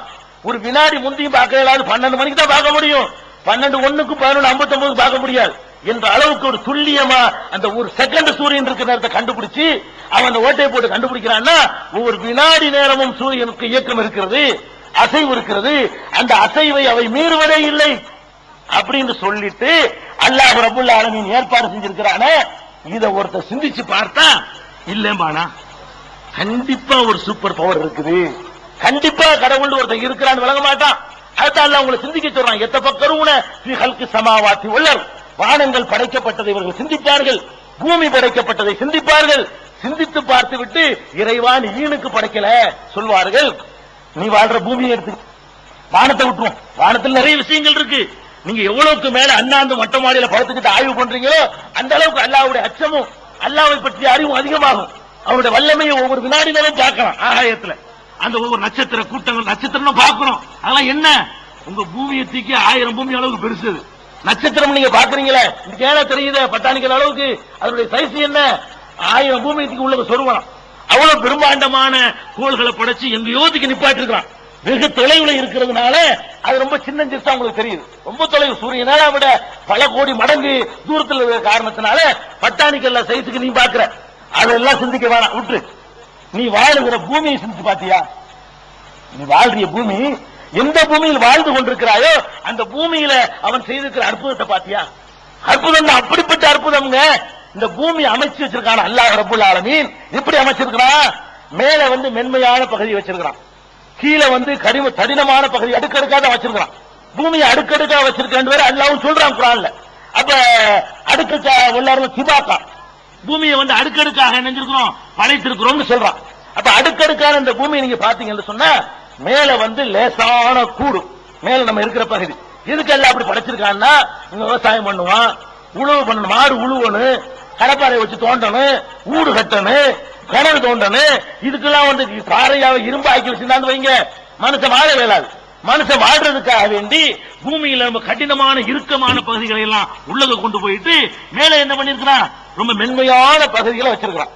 உள்ள இறுக்கமான பகுதியும் மேல வந்து லேசான பகுதியுமா இருந்து ஒரு பொருளை சுத்தி விட்டா அது சீரா சுத்தவே செய்யாது, எந்த லாஜிக்கலையும் சுத்தவே செய்யாது. அவ்வளவுதான். இந்த பேப்பரை வந்து இதுக்கு மேல நான் வச்சுட்டேன், இது மேல வச்சுட்டு வைங்களேன், கீழே வச்சு தள்ளி விடுறேன். தள்ளி விட்டேன்னு சொன்னா இது கனமா உள்ளது அப்படி போகும், லேசா உள்ள இப்படி போகும். பார்த்திருக்கீங்களா? இப்படி தள்ளா என்ன ஆகும், பேப்பர் அங்க போகும், பேப்பர் இங்கிட்டு வந்துடும். ஏன்னா தள்ளுற வேகத்துல கனமானது முந்தி போகும், லேசானது வேகத்தை எதிர்கொள்ள முடியாம ரிவர்ஸ்ல முடியாந்துரும். இது நீங்க ஒரு பேப்பர்ல பலகைக்கு மேல பேப்பரை வச்சு ஒரு அட்டையை வச்சு தள்ளி பார்க்கலாம். அப்ப அல்லாஹ் என்ன பண்ணிருக்கான், அந்த பூமியில கீழே கனமான வச்சுட்டான், மேல லேசான வச்சிருக்கான். சுத்தும் பொழுது ஏருக்கு மாறதான் சுத்தணும். எந்த சயின்டிபிக்கா எடுத்தாலும் சரி சீரா சுத்துறதுக்கு வழியே இல்ல, ஏருக்கு மாறதான் சுத்தி தீரணும். அது உள்ளது இங்கிட்டு போனா இது இங்கிட்டு பார்க்க வரணும். இந்த ஆட்டத்திலே டெய்லி நிலச்சரிவு ஏற்படும். டெய்லி நிலச்சரிவு ஏற்படுத, ஒரு நாளைக்கு ஏற்படுச்சு பூகம்பம், இது ஒரு நாளைக்கு ஏற்படாது, ஒவ்வொரு செகண்ட் ஏற்படைய இது இங்கிட்டு போகுது இங்கிட்டு போகுது, இது இங்கிட்டு உள்ளக்கு உள்ளது இங்கிட்டு போகுது, இது வெளியே உள்ள இங்கிட்டு வருது. கொடகொடன்னு ரெண்டு சுத்து சொன்னா ஒரு கட்டிடம் ஒரு பங்களா ஒண்ணுமே நிக்க முடியாது. அல்லாஹ் என்ன பண்றான் தெரியுமா? அவர்கள் மலைகளை முளைகளாக நிறுத்தி இருக்கிறோங்க. அல்லாஹ் என்ன பண்றான்? மலையை கொண்டு வந்து பூமியில இறுக்கி அந்த கடினமான பாறை பகுதி இருக்க அது வரைக்கும் கொண்டு போய் இருக்கிறான். இப்ப பாருங்க, இந்த பேப்பரை இதுல பசையை போட்டு நான் ஒட்டிட்டேன்னு வைங்க, இப்ப வராது. ஆணையை வச்சு இந்த பேப்பரை இதுல அரைஞ்சிட்டேன்னு வைங்க, அப்ப இந்த பேப்பர் கிட்ட வர இதோட சேர்ந்துகிட்டே போகும். அல்லாஹ் என்ன பண்றான்? இந்த மலைகளை நான் நிறுவி மேற்பகுதி அசையாமல் இருக்க நான் எந்த சயின்ஸும் இன்னைக்கு கண்டுபிடிச்சு சொல்றான். இத சயின்ஸ்ல விஞ்ஞானிகள் வந்து 20ஆம் நூற்றாண்டுல இப்ப கண்டுபிடிச்சு சொல்றான். இது 1400 வருஷத்துக்கு முன்னாடி அல்லாஹ் சொல்றான், மலைகளை முளைகளாக நிறுவி இருக்கிறோம். மழை மாத்திரம் இல்லைன்னு சொன்னா டெய்லி பூகம்பம் தான். மழை மாத்திரம் எல்லாம் படைக்கலன்னு சொன்னா பூகம்பம் தான் டெய்லி ஏற்படும். இன்னைக்கு கூட பூகம்பத்துக்கு என்ன காரணம்? மலைகள் எல்லாம் வெட்டி கொண்டாந்து ரோடு போட்டுட்டான், பேலன்ஸ் தவறி போச்சு. அல்லாஹ்வுடைய தண்டனை ஒரு பக்கம், இவனுடைய செயல்கள்னால முளைகளா நிறுத்தின மலைகள் என்ன பண்ணிட்டான்னு கேட்டா அவனுடைய கணத்தை குறைச்சு பேலன்ஸை குறைச்சு நங்கூரத்தினுடைய வெயிட்டை குறைச்சா போயிட வேண்டியதானே. நங்கூரம் எதுக்கு போற நிப்பாட்டி வைக்கிறதுக்கு, வெயிட்டை குறைச்சா கப்பல் நவன்றும். அந்த மாதிரி சிந்தனை இல்லாம மனுஷன் பண்ண காரணத்தினால இப்ப இதான் நடந்துகிட்டு இருக்குது. அப்ப இதெல்லாம் நம்ம சிந்திச்சு பார்க்கணும், என்ன ஏற்பாடு, என்ன அற்புதமான ஏற்பாடு அவன் பண்ணி வச்சிருக்கான். அதை விட அற்புதம் என்ன, இந்த பூமி சுத்துது 1000 கிலோமீட்டர் வேகத்துல சுத்துது மணிக்கு. சுழற்சி தன்னைத்தானே சுத்துறது 1000 கிலோமீட்டர் வேகத்துல சுத்துறது உங்களுக்கு யாருக்கா தெரியுதா? 40ல ஓடினாலே மெதுவா போன்னு சொல்றீங்க வண்டியில, 60ல போனா டூ வீலர் போறான்னு வைங்க, முட்டிலாட சாவடிச்சாராங்க. 60 தாங்கல நமக்கு, ஸ்பீடு 60ல போனா நமக்கு தாங்க முடியல. ஒரு டிரைவர் 100ல அமுக்குனான்னு வைங்க, என்ன பண்ணுவோம் நம்ம? ஈரக்குலையை பிடிச்சிருவோமா இல்லையா? என்ன தெரியலையே, தண்ணி அடிச்சுனா என்ன பண்ணிட்டாங்க, நம்மளை காலி பண்ணிடுவானா, பயப்படுறமா இல்லையா? 100 உனக்கு தாங்க இல்லையே, 1000 வேகத்துல சீரா ஓடிக்கிட்டே இருக்கு. 1000 மைல் வேகத்துல 1000 மைல் வேகத்துல ஓடுறது 1/2 மைல் வேகத்தையாச்சு நீ உணர்றியா? ஓடுற உனக்கு தெரியுதாண்ட? இப்ப ஓடிக்கிட்டு நான் பேசுறதுக்கு பேச ஆரம்பிச்சதுல இருந்து இப்ப 500 கிலோமீட்டர் போயிட்டோம், தள்ளி வந்துட்டோம் எல்லாருமே. 1/2 மணி நேரம் ஆச்சு, 500 கிலோமீட்டர் போச்சு.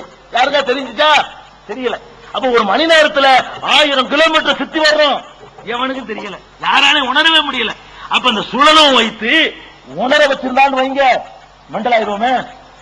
நம்மள வந்து அந்த வேகத்தை உணர வச்சாண்டு வைங்க, ஒரு கிளிய பிடிச்சி ஒரு கூண்டுக்குள்ள அடைச்சி ஒரு கைத்த போட்டு கட்டி இப்படி ஒரு 100 சுத்து சுத்துங்களேன், எடுத்து விட்டா கிளிக்கு லூசு பிடிச்சிடும், பைத்தியமாயிரும். ஆமா, 100 சுத்து இப்படி சுத்துனீங்கன்னா அது என்ன ஏது தடுமாறி ஒண்ணும் தெரியாது. அந்த சுழற்சி தெரிய தெரிய என்ன செஞ்சிரு, மெண்டலா போயிரும், கிளி பைத்தியம் முடிச்சு போயிடும். அது அதனுடைய சீரான நடவடிக்கை அதுக்கு இருக்காது, பாதிக்கப்பட்டு போயிடும். அப்ப நம்மள இந்த சுத்து சுத்துறான் அல்ல, இத்தனை வருஷமா போட்டு சுத்திட்டு இருக்கான். நீ பிறந்து 25 வருஷம் ஆச்சுன்னா 25 வருஷமா போட்டு சுத்துறான, உனக்கு ஏதாவது தெரிஞ்சிச்சா, ஏதாச்சும் ஆணுச்சா, என்னமாவது பாதிப்பாச்சு ஏற்பட்டுச்சா? ஏற்படல. அப்ப இதெல்லாம் நம்ம சிந்திக்கணும், என்ன ஏற்பாடு? அந்த சுழற்சியை கரெக்டான வேகத்துல கொடுத்து நமக்கு விளங்காம ஆக்கி வச்சிருக்கிறானே, அது எவ்வளவு பெரிய அற்புதம். இப்படி எல்லாம் நம்ம பூமிகளை சிந்திச்சோன்னு சொன்னா கண்டிப்பா இதெல்லாம் இயற்கை கிடையாதுங்க. எவனோ ஒருத்தன் இருந்து அந்த வேலையை பண்ணிக்கிட்டு இருக்கிறான் அப்படின்னு நம்ம சந்தேகத்துக்கு இடம் இல்லாம கடவுளை நம்ம நம்புவோம். அதே மாதிரி இந்த பூமியுடைய சுழற்சி ஒரு பக்கம் இருக்கட்டும், வேகம், இந்த பூமிக்குள்ள அல்லாஹ் செஞ்சிருக்கிற இன்னும் பல ஏற்பாடுகளை பாருங்க.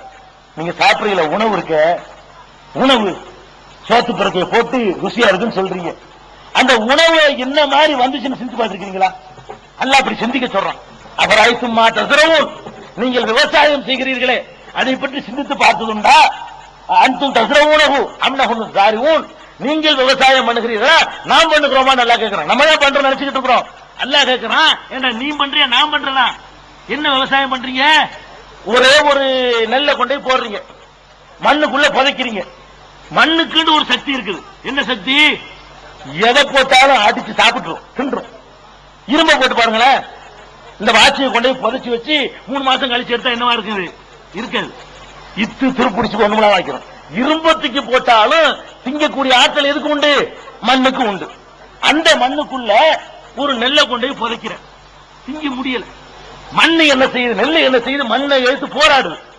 போராடி வெற்றி கண்டு அதை கிழிச்சுக்கிட்டு வந்து அதை புலத்துக்கிட்டு மேல அப்படி தலைவி தூக்குது. ஒன்னும் செய்ய முடியல. எது அழிக்க சக்தி பெற்றிருக்கிறதோ அதுல இருந்து தேவையான சத்துக்களை உறிஞ்சிக்கிறது. உறிஞ்சிக்கிட்டு நீ அழிக்க பாக்குறியா, உன்னையே உணவா சாப்பிட்டு நான் எப்படி வளர்றேன் பாரு அப்படின்னு சொல்லி புதைச்ச நெல்லு ஒண்ணுக்கு 700 700 பெருகி வருது. இப்ப நம்ம சிந்திச்சு பார்க்கணும், இந்த நெல்லுலாம் என்ன? இந்த 70 நெல் 7000 நெல் எதுக்குள்ள இருந்துச்சு? அந்த ஒரு நெல்லுக்குள்ள இருந்துச்சு. அந்த ஒரு நெல்லத்துக்கு போட்ட உடனே அந்த பூமியில் இருக்கக்கூடிய களிமண்ணை எல்லாம் தன்னுடைய இனமாக மாற்றி உனக்கு நெல்லா தருது. 2 தடவை விவசாயம் பண்ணி பாத்தீங்கன்னா அந்த மண்ணில சேர் இருக்காது. சேரப்ப எடுத்துருது. சேர்தான் திங்கிறோம். நம்ம நெல்லுன்னு திங்கிறோமே, அரிசியை திங்கல. உண்மையில நம்ம திங்கிறது எதை திங்கிறோம் கேட்டா மண்ணை தான் திங்கிறோம். நெல்லை கொண்டு போடுறோம், விளைஞ்சு உற்பத்தி ஆகி வருது. உற்பத்தியான பிறகு மண்ணுடைய தரத்தை சோதனைக்கு அனுப்புனீங்கன்னா அதுல உள்ள இன்னதை காணாங்கிறாங்க. தலைச்சத்தை இல்ல, சாம்பல் சத்தை காணாங்கிறான், அடிதாங்கிறான், திரும்பி ஆடுறாங்கிறான். அப்ப இந்த தலையையும் சாம்பலையும் தான் நம்ம தின்று இருக்கிறோம். எடுத்துருச்சு இந்த நெல். அப்ப இந்த ஒரு செட்டிங் பண்ணது யாரு? சிந்திச்சு பார்த்திருக்கிறோமா? இந்த ஒரு மெல்லிச இந்த கதிருக்கு பூமியை பிளந்துகிட்டு வரக்கூடிய சக்தியை கொடுத்தவன் எவன்? அது செஞ்சு பார்த்திருக்கிறோமா? மரங்கள்ல செவர்கள்ல கொண்டு போய் காக்கை எச்சம் போடுது. ஆலம்பழத்தை தின்றுபிட்டு எச்சம் போடும். ஒரே ஒரு ஆலமரத்து வேலை அந்த செவத்துல விழுந்துரும். அதுக்குள்ள கிழிச்சுக்கிட்டு போயிருதுங்க. நம்ம ஜம்பர் வச்சு அடிச்சாலும் போக மாட்டேங்குது. நம்ம செவத்துல ஆணி அடி இருக்கு, ஜம்பர் போட்டு அடிப்போம், போக மாட்டேங்குது. ட்ரில்லிங் மிஷின் கண்டுபிடிச்சு வச்சுக்கிறோம். அதுல போட்டு அரை மணி நேரம் சுத்தினாதான் ஒரு ஆணி போடலாம். அதுக்கு என்ன வலிமை இருக்குது? ஒரு ஆலமரத்தினுடைய அந்த சின்ன செடியா வளர்ந்த அந்த வேருக்கு என்ன சக்தி? ஒரு சக்தியும் இல்ல. அது அப்படி எப்படி அசைச்சு நவட்டி இப்படி கட்டணம் பொழந்து போய் நிக்குது. புலைகள் வச்சு பத்தியா நம்ம செய்யற வேலையை அது சின்ன ஒரு பொருள் செஞ்சு போடுது. அப்ப அல்லாஹ் எப்படி ஒரு குதிரத்தான வேலையை அவன் செஞ்சுக்கிட்டு இருக்கிறாங்கிறத இதுல இருந்து நாம சிந்திச்சு பார்க்கணும். அதே மாதிரி நீங்க ஒரு மாங்கொட்டையை போடுறீங்க, மாமரம் முளைக்குது, ஆயிரக்கணக்கான மாம்பழம் சாப்பிட்டா ரொம்ப ருசியா இனிப்பா இருக்குது. இதெல்லாம் எங்க இருந்து வந்துச்சு? அந்த மாங்கொட்டை வேண்டாம் சும்மா சுட்டு சாப்பிட்டு பாருங்களேன், இனிக்குமா? மாங்கொட்டையில இனிப்பு இல்ல. அதுல ஊத்துற தண்ணி சீனியை கலந்து ஊத்துனீங்களா? அதுல இனிப்பு இல்ல. அந்த மண்ணத்தான் கொஞ்சம் நக்கி பாருங்களேன், எந்த இடத்துல முளைக்க போட்டீங்களா அது இனிக்குமா? இன்னைக்கு மண்ணில இனிப்பு இல்ல, அந்த தண்ணியில இனிப்பு இல்ல, அந்த விதையில இனிப்பு இல்ல. காத்த நக்கி பாருங்களா, இனிப்பு இருக்குதா? அதுல இனிப்பு இல்ல. சூரிய வெளிச்சத்துல இனிப்பு இருக்குதா? அதுல இனிப்பு இல்ல. ஆனா இனிப்பா இருக்குதா? சக்கரை மூட்டையை கொட்டினவன் யாரு? 10,000 மாம்பழத்தை அறுத்து எடுக்கிறிய, இவ்வளவு சீனியை கொண்டு கொட்டினவன் யாரு? இவ்வளவு இனிப்பு கொட்டினவன் யாரு? இவ்வளவு வண்ணப்பொடிகளை தூணவன் யாரு? எத்தனை கலர் பாத்தீங்களா? மஞ்சள் என்ன, சிவப்பு என்ன, இவ்வளவு பச்சை காயம் வேணும்னா இந்த பொடிக்கால பழத்துக்கு பெயிண்ட் அடிக்கலாம். அவ்வளவு பச்சை அள்ளி கொட்டிருக்கான் ஆலமரத்துல. எல்லாம் இவ்வளவு பச்சையை அதுக்குள்ள கொண்டு கொட்டினவன் யாரு? எங்க இருந்து கிடைச்சது? அப்ப நம்மளை மிஞ்சி ஒரு சக்தி இருந்து கொண்டு நம்ம வாழணும் என்பதற்காக வேண்டி சில ஏற்பாடுகளை செய்யுது, வாழ்வதற்கு ஏற்ற வசதிகளை செஞ்சு தந்திருக்குது. அப்படிங்கறது வழங்குதா இல்லையா? இப்படி எல்லாம் நம்மள அல்லாஹ் சிந்திக்க சொல்றான். கடவுளை நம்புறாங்க, குருட்டுத்தனமா நம்பாத. சோத்து பெருக்கை வச்சுக்கிட்டு இது எப்படி வந்துச்சு, இது அல்லாஹ் எப்படி தந்தான், எப்படி இவ்வளவு உற்பத்தி ஆகுது, நம்ம உன்னை கொண்டு போட்டு புதைக்கிறோமே, சாணியத்தானே கொண்டு போய் போடுறோம், உரத்தை தானே கொண்டு போய் போடுறோம், அது எப்படி இத்தனை அரிசியா வந்துச்சு, இத்தனை மூட்டை எப்படி நம்ம அடுக்கி வச்சிருக்கிறோம், ரஹ்மான் தானே தந்திருக்கிறான் அப்படின்னு நம்ம நினைச்சு பார்த்து அல்லாஹ்வை நம்பணும். அல்லாஹ் நம்மள்ட்ட விரும்புறான். கண்ணை மூடி நம்புமாறு நம்மகிட்ட விரும்பல. நான் இருக்கிறத கன்ஃபார்ம் பண்ணி நம்பு, உறுதி செஞ்சுக்கிட்டு நம்பு. அதுதான் ஃபில் அர்லி ஆயாத்துல் முக்மினீன், நீங்கள் வாழுகிற இந்த பூமியிலே நான் ஒருத்தன் இருக்கிறேன், என்னுடைய வல்லமையை காட்டக்கூடிய சான்றுகள் ஏராளமாக குவிந்து கிடக்கின்றன அல்லாஹ் சொல்றான். பூமியில மட்டும்தானே? பூமியில கூட பெரிய நாங்க படிக்கணும், விவசாயம் படிக்கணும், நாங்க அக்ரிகல்ச்சர் படிப்பா படிச்சுட்டு வந்திருக்கிறோம் அப்படின்னு கேட்பீங்க. வேணாம், இன்னும் கொஞ்சம் எல்லாம் இறங்கி வர்றான். ஒபி அம்புசிக்கும் உன்னைய செஞ்சு பாரு, எங்கேயும் போக வேணாம், உன்னைய பத்தி செஞ்சு பாடுறா. உன்னைய சிந்தித்து பார்த்தால் ஏராளமான சான்றுகளை நீ அதிசயத்தை நீ காண்பாய். உனக்கே நம்ப முடியாது, உனக்கே நம்ப முடியாத ஆச்சரியத்தை அதிசயத்தையும் உனக்குள்ளே நான் அமைச்சு வச்சிருக்கிறேன்.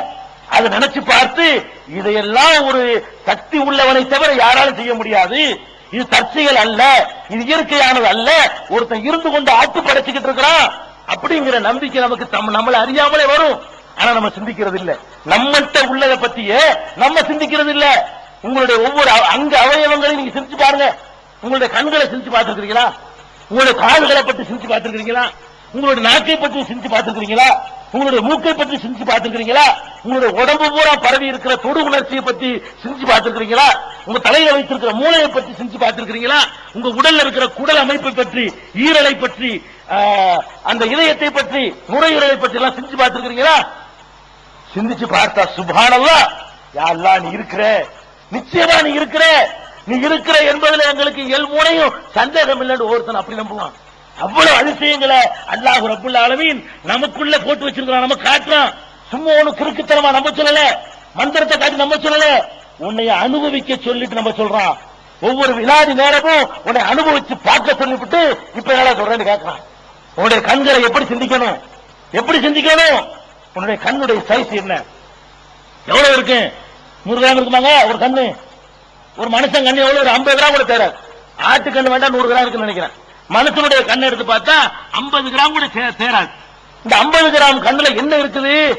வெறும் நரம்பு நரம்பா சுத்தி இருக்கு. உரிச்சு பார்த்தா ஆட்டுக்கண்ணை வாங்கி பாருங்க, ஆட்டுக்கண்ணை வாங்கி நாளைக்கு பாருங்க, டெஸ்டுக்காக வேண்டி ஆட்டுக்கண்ணை வாங்கி கண்ணை எடுத்து உரிச்சு உள்ள பாருங்க. அதான் மனுஷனுக்கு இருக்குது. அந்த கண்ணுல என்ன இருக்குது? சும்மா நரம்பு நரம்பா இல்ல கோடிக்கணக்கான நரம்பு சுத்தி பந்து மாதிரி வச்சிருக்கான். நரம்பு பந்து, நரம்புலயே பந்து செஞ்சா எப்படி இருக்கும்? அந்த மாதிரி ஒரு பந்து செஞ்சு ஒரு சின்ன ஒரு லென்ஸ், அந்த முனையில கூட லென்ஸ் கொண்டாது, சின்ன லென்ஸ், கண்ணு கூட தெரியாது, அவ்வளவு சின்ன ஒரு லென்ஸை வச்சு இதாண்டா கண்ணுன்னு தான்ல. இதுல என்ன நடக்குது? இந்த கண்ணுங்கிறதை கொண்டு நம்ம என்ன செஞ்சுக்கிட்டு இருக்கிறோம்? நம்ம அதை சிந்திக்கிறது இல்ல. நம்ம பாட்டுக்கு இருக்கையா பாக்குறோம். கண்ணுடைய அருமை சொல்லுவாங்க, வெயிலின் அருமை நிழலின் அருமை வெயிலில் தெரியும்பாங்க. நிழலுடைய அருமை ஒருத்தனுக்கு எப்ப தெரியும் கேட்டா, நிழல்ல இருந்தா தெரியாது. அவங்க நிழல்ல இருந்துகிட்டு இருக்கிறான்ல, 2 மணி நேரம் கையை கட்டி வெயில்ல போட்டுவிட்டு அப்புறத்துக்கு நிழல்ல விட்டா அப்படியுமா சொல்லுவானா இல்லையா? தண்ணீருடைய அருமை எப்ப தெரியும்? 2 நாளைக்கு தண்ணியை கொடுக்க கூடாது. தாய்க்கு சொல்லி விட்டு 1 டம்ளர் தண்ணிக்கு 1 லட்சம் தெரியாது தர்றான்பா, இருந்தா தர்றேன்றான். 2 நாளைக்கு தண்ணி கொடுக்காம கட்டி போட்டுவிட்டு 1 லட்சம் ரூபாய் தந்தீங்கன்னா இந்த 1 டம்ளர் தண்ணி தருவோம். என்ன சொல்ற? இருந்தா தர்றேன்றான். சொத்த வேண்டாம் தர்றேன்றான். அப்ப ஒரு பொருளுடைய அருமை எப்ப தெரியும்னு கேட்டா, அதுல இருந்து கொஞ்சம் விலகி இருக்கும்போது தெரியும். உன்னுடைய கண்ணுடைய அருமை தெரியணும்னு சொன்னா, ஒரு நாளைக்கு கண்ணை கட்டி விடு, நல்லா மாவு கட்டு போட்டு ஒரு நாளைக்கு கண்ணை கட்டிட்டு ஒரே ஒரு நாள் நீ வாழ்ந்து காட்டு பார்க்க, நார்மலா வாழ்ந்து காட்டு. இந்த கண்ணுல நீ அடையக்கூடிய நன்மைகள் பாக்கியங்களை எல்லாம் ஒவ்வொரு வினாடி நேரத்தில் நீ தெரிஞ்சுக்கிட்டே வர்ற. இந்த கண் இருக்கிறதுனாலதான் இவளை அம்மாங்கிறோம், அவளை அக்காங்கிறோம், இவளை பொண்டாட்டிங்கிறோம், அவளை தங்கச்சிங்கிறோம், இவர் அண்ணங்கிறோம், இவர் பேசிமாம்ங்கிறோம், இவர் ஜமாத் தலைவர்னு சொல்றோம், இவர் அபுல் ஹசன்ங்கிறோம், இவர் அப்துல் காதர்ங்கிறோம். எதை வச்சு சொல்றோம்? எல்லாம் இந்த ஒரு சின்ன ஒரு லென்ஸ் வச்சுக்கிட்டு தான் முடிவு நடக்குது. டக்கு டக்கு டக்குன்னு பார்க்கிற நினைச்சு போறீங்க. என்ன நடக்குது தெரியுமா? நீங்க பார்க்குதல் என்று சொன்ன உடனே ஒவ்வொரு செகண்ட்லையும் புகைப்படம் எடுத்துக்கிட்டே இருக்காது. பிலிம் ரோல் கிடையாது, பேட்டரி கிடையாது, சேவ் பண்றதுக்கு ஜிப்பு கூட உள்ள கிடையாது. என்ன பண்ணுது? அது பாட்டுக்கு அடிச்சுக்கிட்டே இருக்கு. பிலிம் அடிச்சுக்கிட்டே லட்சக்கணக்கான பிலிம் அடிச்சு ஒரு நொடியில பாக்குறோம்ல, பார்க்கும். இது ஒரு பக்கம் அடித்தல்லுது, அது ஒரு பக்கம் அடித்தல்லுது, இது ஒரு அடித்தல்லுது. புகைப்படம் போய்கிட்டே இருக்குது. போறது மட்டுமா, இந்த புகைப்படங்களை உள்ள கொண்டு போய் நெகட்டிவ் போட்டு கழுவி கரெக்டா பிரிண்ட் எடுத்து ஒரு செகண்டுக்குள்ள அவ்வளவு நடக்குது. எடுத்து இது அன்னைக்கு இப்ராஹிம் சொன்னாங்க, அவர் மாதிரில தெரியுது. அன்னைக்கு உள்ள போட்டாவெல்லாம் எடுக்கும். இந்த மாதிரி எத்தனை போட்டா உள்ள இருக்குது எடுத்து பார்த்து கம்பேர் பண்ணி நம்ம ஒரு ஆளை 20 வருஷத்துக்கு முந்தி பார்த்திருப்போம், இப்பவும் பார்ப்போம். 20 வருஷத்துக்கு முந்தி பார்த்தாலும் இன்னைக்கு பார்ப்போம். பார்த்தோட ஒரு செகண்ட்ல சொல்லுவோம், நீங்க முத்துசாமி தானே கரெக்டா கேட்போம். அவன் ஆமா முத்துசாமி தாங்க அவன் சொல்லுவான். நீ பார்த்து 20 வருஷம் ஆச்சு. 20 வருஷத்துக்கு இடையில அவன் நீ பார்த்த மாதிரி அவன் இல்ல. நீ பார்க்கும்போது எப்படி இருந்தா 20 வயசு வாலிபனா இருந்தான். இப்ப நீ பார்க்கும்போது அவன் 40 வயசு. 20 வருஷம் கழிச்சு போச்சு. நீனும் மாறி போயிட்ட, அவனும் மாறி போயிட்டான். நீ என்ன பண்ணு தெரியுமா? இப்ப ஒரு போட்டோ எடுத்து அனுப்பிடும். பார்த்த மாத்திரத்திலேயே முத்துசாமி ஒரு பிளாஸ்டிக் உள்ள அனுப்பி விட்டுரும். உள்ள அனுப்பின மாத்திரத்துல இந்த மாதிரி படம் எங்க கிடக்குன்னு தேடு, உள்ள போய் தேடி பார்த்து 20 வருஷத்தை ஓடி போயிரு செகண்ட்ல. ஒரு அடிக்கிறதுக்குள்ள 20 வருஷத்துக்கு முந்தி போய் முத்துசாமி கூட தூக்கிறோம். முந்தி பார்த்திருக்கான்ல, 2 எடுத்து கம்பேர் பண்ணி இதான் ஓரளவுக்கு ஒத்து வர்ற மாதிரி தெரியுது. இது 1 வருஷத்துக்கு இவ்வளவு வளர்ந்துருக்கும், 2 வருஷம் இவ்வளவு மாற்றம், 40 20 கரெக்டா தான் இருக்குது, மேட்சா பொருந்தது, மாறி இருக்கு. மாற்றத்தையும் கணக்கு பண்ணுது. நம்ம பார்த்து எத்தனை வருஷம் ஆச்சு? 20 வருஷம். 20 வருஷம் இவ்வளவு மாற்றம் வந்திருக்கும்ல. அவன் அப்படி எல்லா கணக்கும் ஒரு செகண்ட்ல இதுல அவன் யோசிச்சு போறது இல்ல, அனிச்சையா சிந்திக்காமல தற்செயல் அதுதான் நடந்துகிட்டே இருக்குது. ஒரு வினாடி நேரத்துல நீங்க தானே முத்துசாமி, நீங்க தானே காதர் பாச்சா, 40 வருஷத்துக்கு பிறகு சொல்றான் ஒருத்தனை. அப்ப எவ்வளவு தானே நடக்குது? எத்தனை மெமோரியில உள்ள புகைப்படம் இருக்குது. கோடி கோடியான புகைப்பட ஆல்பங்களை தொகுத்து வச்சிருக்கு உள்ளக்க. அதை டக்கு டக்கு தூக்கி போட்டு எல்லாரும் கண்டுபிடிச்சிருக்கு. இந்த பாக்கியத்தை எப்படி உனக்கு எப்படி நினைக்குது? எப்படி முடியுது? இவ்வளவு சின்ன பொருளுக்குள்ள இவ்வளவு வேலையா? கொஞ்சம் கூட ஓய்வு இல்லாம ரெஸ்ட் இல்லாம மனிதன் கண்டுபிடிச்சதுக்கு அல்லாவுக்கான வித்தியாசம். இந்த மைக்கே இருக்குது. எவ்வளவு நேரத்துக்கு உழைக்கும்? எவ்வளவு நேரத்துக்கு உழைக்கும்? ஒரு அளவுதான். கொஞ்சம் கொஞ்சமா ஹீட் ஏறிக்கிட்டே வரும். அப்புறம் இது சூடாகும், அப்புறம் இது சூடாகும், மெல்ட் ஆகி உருகி போயிடும். லைட்டே இருக்கு. எவ்வளவு நேரத்துக்கு முன்னால போட முடியும்? இந்த பிளாஸ் பத்தி எல்லாம் எப்ப வாட்சி ரெஸ்ட் எடுத்துச்சா? அது வாட்டு அடி தள்ளிக்கிட்டே இருக்கு. நீனா போய் கண்ணை மூடா தானே தவிர அதுவா வந்துகிட்டு என்ன செய்யல, வேலை செய்ய மறக்கவே இல்லை. அது மாதிரி செஞ்சுக்கிட்டு தான் இருக்குது. அப்ப ஓய்வு இல்லாமல் ஒளிச்சல் இல்லாமல் இந்த வேலையை செஞ்சுக்கிட்டே இருக்குது. இந்த கண்ணை வச்சுதான் இத கருப்புங்கிற, அத சிவப்புங்கிற, இத பச்சைங்கிற, இத மஞ்சள்ங்கிற, இது இல்லன்னு வை எல்லாம் கூட கூத்து பார்த்தா கதம்பாங்க. எல்லாம் ஒன்னாதான் தெரியும். கூட கூத்து பார்த்தா அப்படி இருக்கு, ஒண்ணும் தெரியாது. கதாநாயகன் தெரியாது அவனுக்கு, கதாநாயகனும் தெரியாது. குரலை வச்சு வேண்டாம் ஆம்பளை ஒம்பளை தெரியும். அந்த கூத்துல போய் நின்று போயிடும். அப்ப அதை கண்டுபிடிக்கிற, இவன் உயரமா இருக்கிறான், இவன் குள்ளமா இருக்கிறான், இவன் அழகா இருக்கிறான், இவன் அசிங்கமா இருக்கிறான், இந்த பங்களா நல்லா இருக்குது, அந்த வீடு நல்லா இல்ல, இது பழசு, இது புதுசு, இவன் சண்டைக்காரன், இவன் சொந்தக்காரன், எல்லாம் எது இது பண்ற வேலை. ஒரு பவரை வச்சுக்கிட்டு ஒவ்வொரு வினாடி நேரத்தில் எம்புட்டு கூத்து நடக்குது பாருங்க. சுப்ஹானல்லாஹ். இதை பார்த்த பிறகு இதை தானா சொல்லுவியா நீ? இவ்வளவு ஆத்துல பார்த்த பிறகு இதை செஞ்ச ஒருத்தர் இருக்க மாட்டான்னு நினைக்கிறேன் நீ? இதை செஞ்ச ஒருத்தர் இருக்கான்னு நினைக்கிற? இது தன்னால சிரிக்கிற, இது தன்னால மாட்டிக்கிச்சு மரத்துல சொன்னா கிறுக்குங்கிற என்னைய. ஏண்டா இதை விட கோடி கோடி மடங்கு பவர் உள்ள ஒரு பொருள் தன்னால செஞ்சு விடுறானுவோ, அதுக்கு பேர் பகுத்தறிவா? செஞ்சு பார்க்க வேணாமா? அப்ப அப்படி யோசிச்சு பாக்குறோம். அதே மாதிரி நீ வச்சுக்கிற நாக்கு இருக்க, நாக்கு என்ன நமக்கு திங்கிறதுக்கு மட்டும் நாக்கு, நம்ம வழங்கி வச்சுக்கிறது இல்ல, நான் பேசுறதுக்கு நாக்கு. இந்த ரெண்டுக்கு தான் நம்ம நினைச்சுக்கிட்டு இருக்கிறோம். ஆனா நாக்கு நடக்கிற அதிசயங்களை பாத்தீங்களா? சுப்ஹானல்லாஹ். அந்த நாக்குக்காக வேண்டி அவனுக்கு நன்றி செலுத்த இந்த நாக்கு அதுக்கே யூஸ் பண்ணாலும் பத்தாது. நாக்கு தந்ததுக்கு நன்றி செலுத்துறதுக்கு யூஸ் பண்ணீங்கன்னு வைங்க, உங்க லைஃப் முழுசும் சுப்ஹானல்லாஹ் சுப்ஹானல்லாஹ் சொல்லிக்கிட்டு இருந்தா கூட நாக்க தந்த நன்றியை கூட உங்களால் நிறைவேற்ற முடியாது. அவ்வளவு அதிசயங்கள், அவ்வளவு அற்புதங்கள். என்ன நாக்கு என்ன? அதுவும் ஒரு 50 கிராம் தான். நாக்குங்கிறது என்ன? அது ஒரு என்ன எலக்ட்ரானிக் சாமா இருக்கா, வயர்கள் ஒண்ணும் கிடையாது. அது ஒரு சின்ன இறைச்சி துண்டு. அந்த நாக்க நம்ம ஒரு விதவிதமா ஆட்டுறோம், ஒவ்வொரு சைஸ்ல ஆட்டுறோம். ஒவ்வொரு சைஸ்ல ஆட்டும் போது ஒரு பாஷைங்கிறான். ஏன்னா தமிழ்ங்கிற மலையாளங்கிற என்ன அது என்னங்கிற நாக்க ஒரு சைஸ்ல இப்படி ஆட்டினா அது பேர் தமிழ். அந்த நாக்கையே வேற மாதிரி ஆட்டினா என்ன வயிறு, அதுக்கு பேர் மலையாளம். அதே நாக்கு இன்னொரு மாதிரி ஆட்டினா அதுக்கு பேர் இங்கிலீஷ். அதே நாக்கு இன்னொரு சைஸ்ல இப்படி வளைச்சு கழிச்சு பேசினா அதுக்கு பேர் தெலுங்கு. ஒரு நாக்கு தானே. அதனால ஒருத்தனை 7 பாஷை பேசுறான், 75 பாஷை பேசுறான். எப்படி பேசுறான்? ஒவ்வொன்றுக்கும் ஒரு சைஸ் ஆட்டணும்.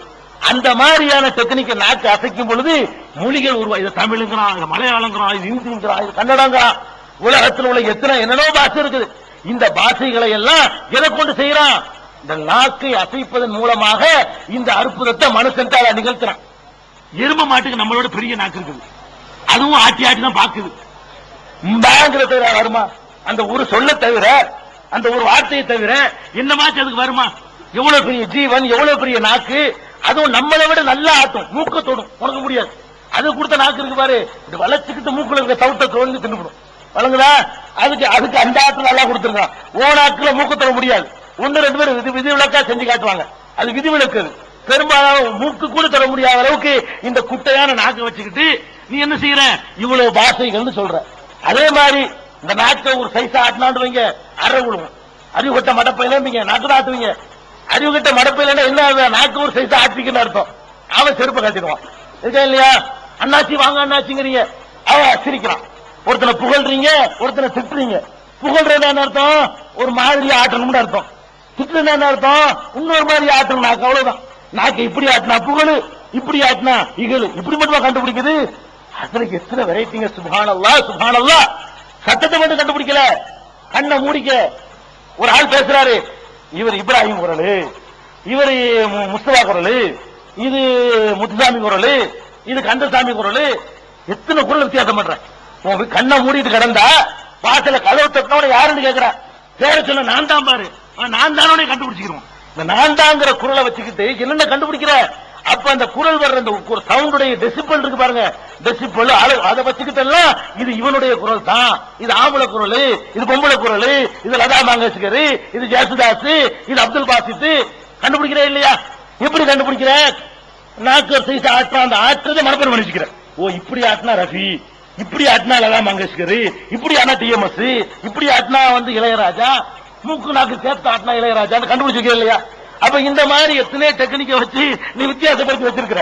இதை எதுல ஆச்சரியம் கேட்டா, இவ்வளவு இதுக்குள்ள செஞ்சவன் யாரு?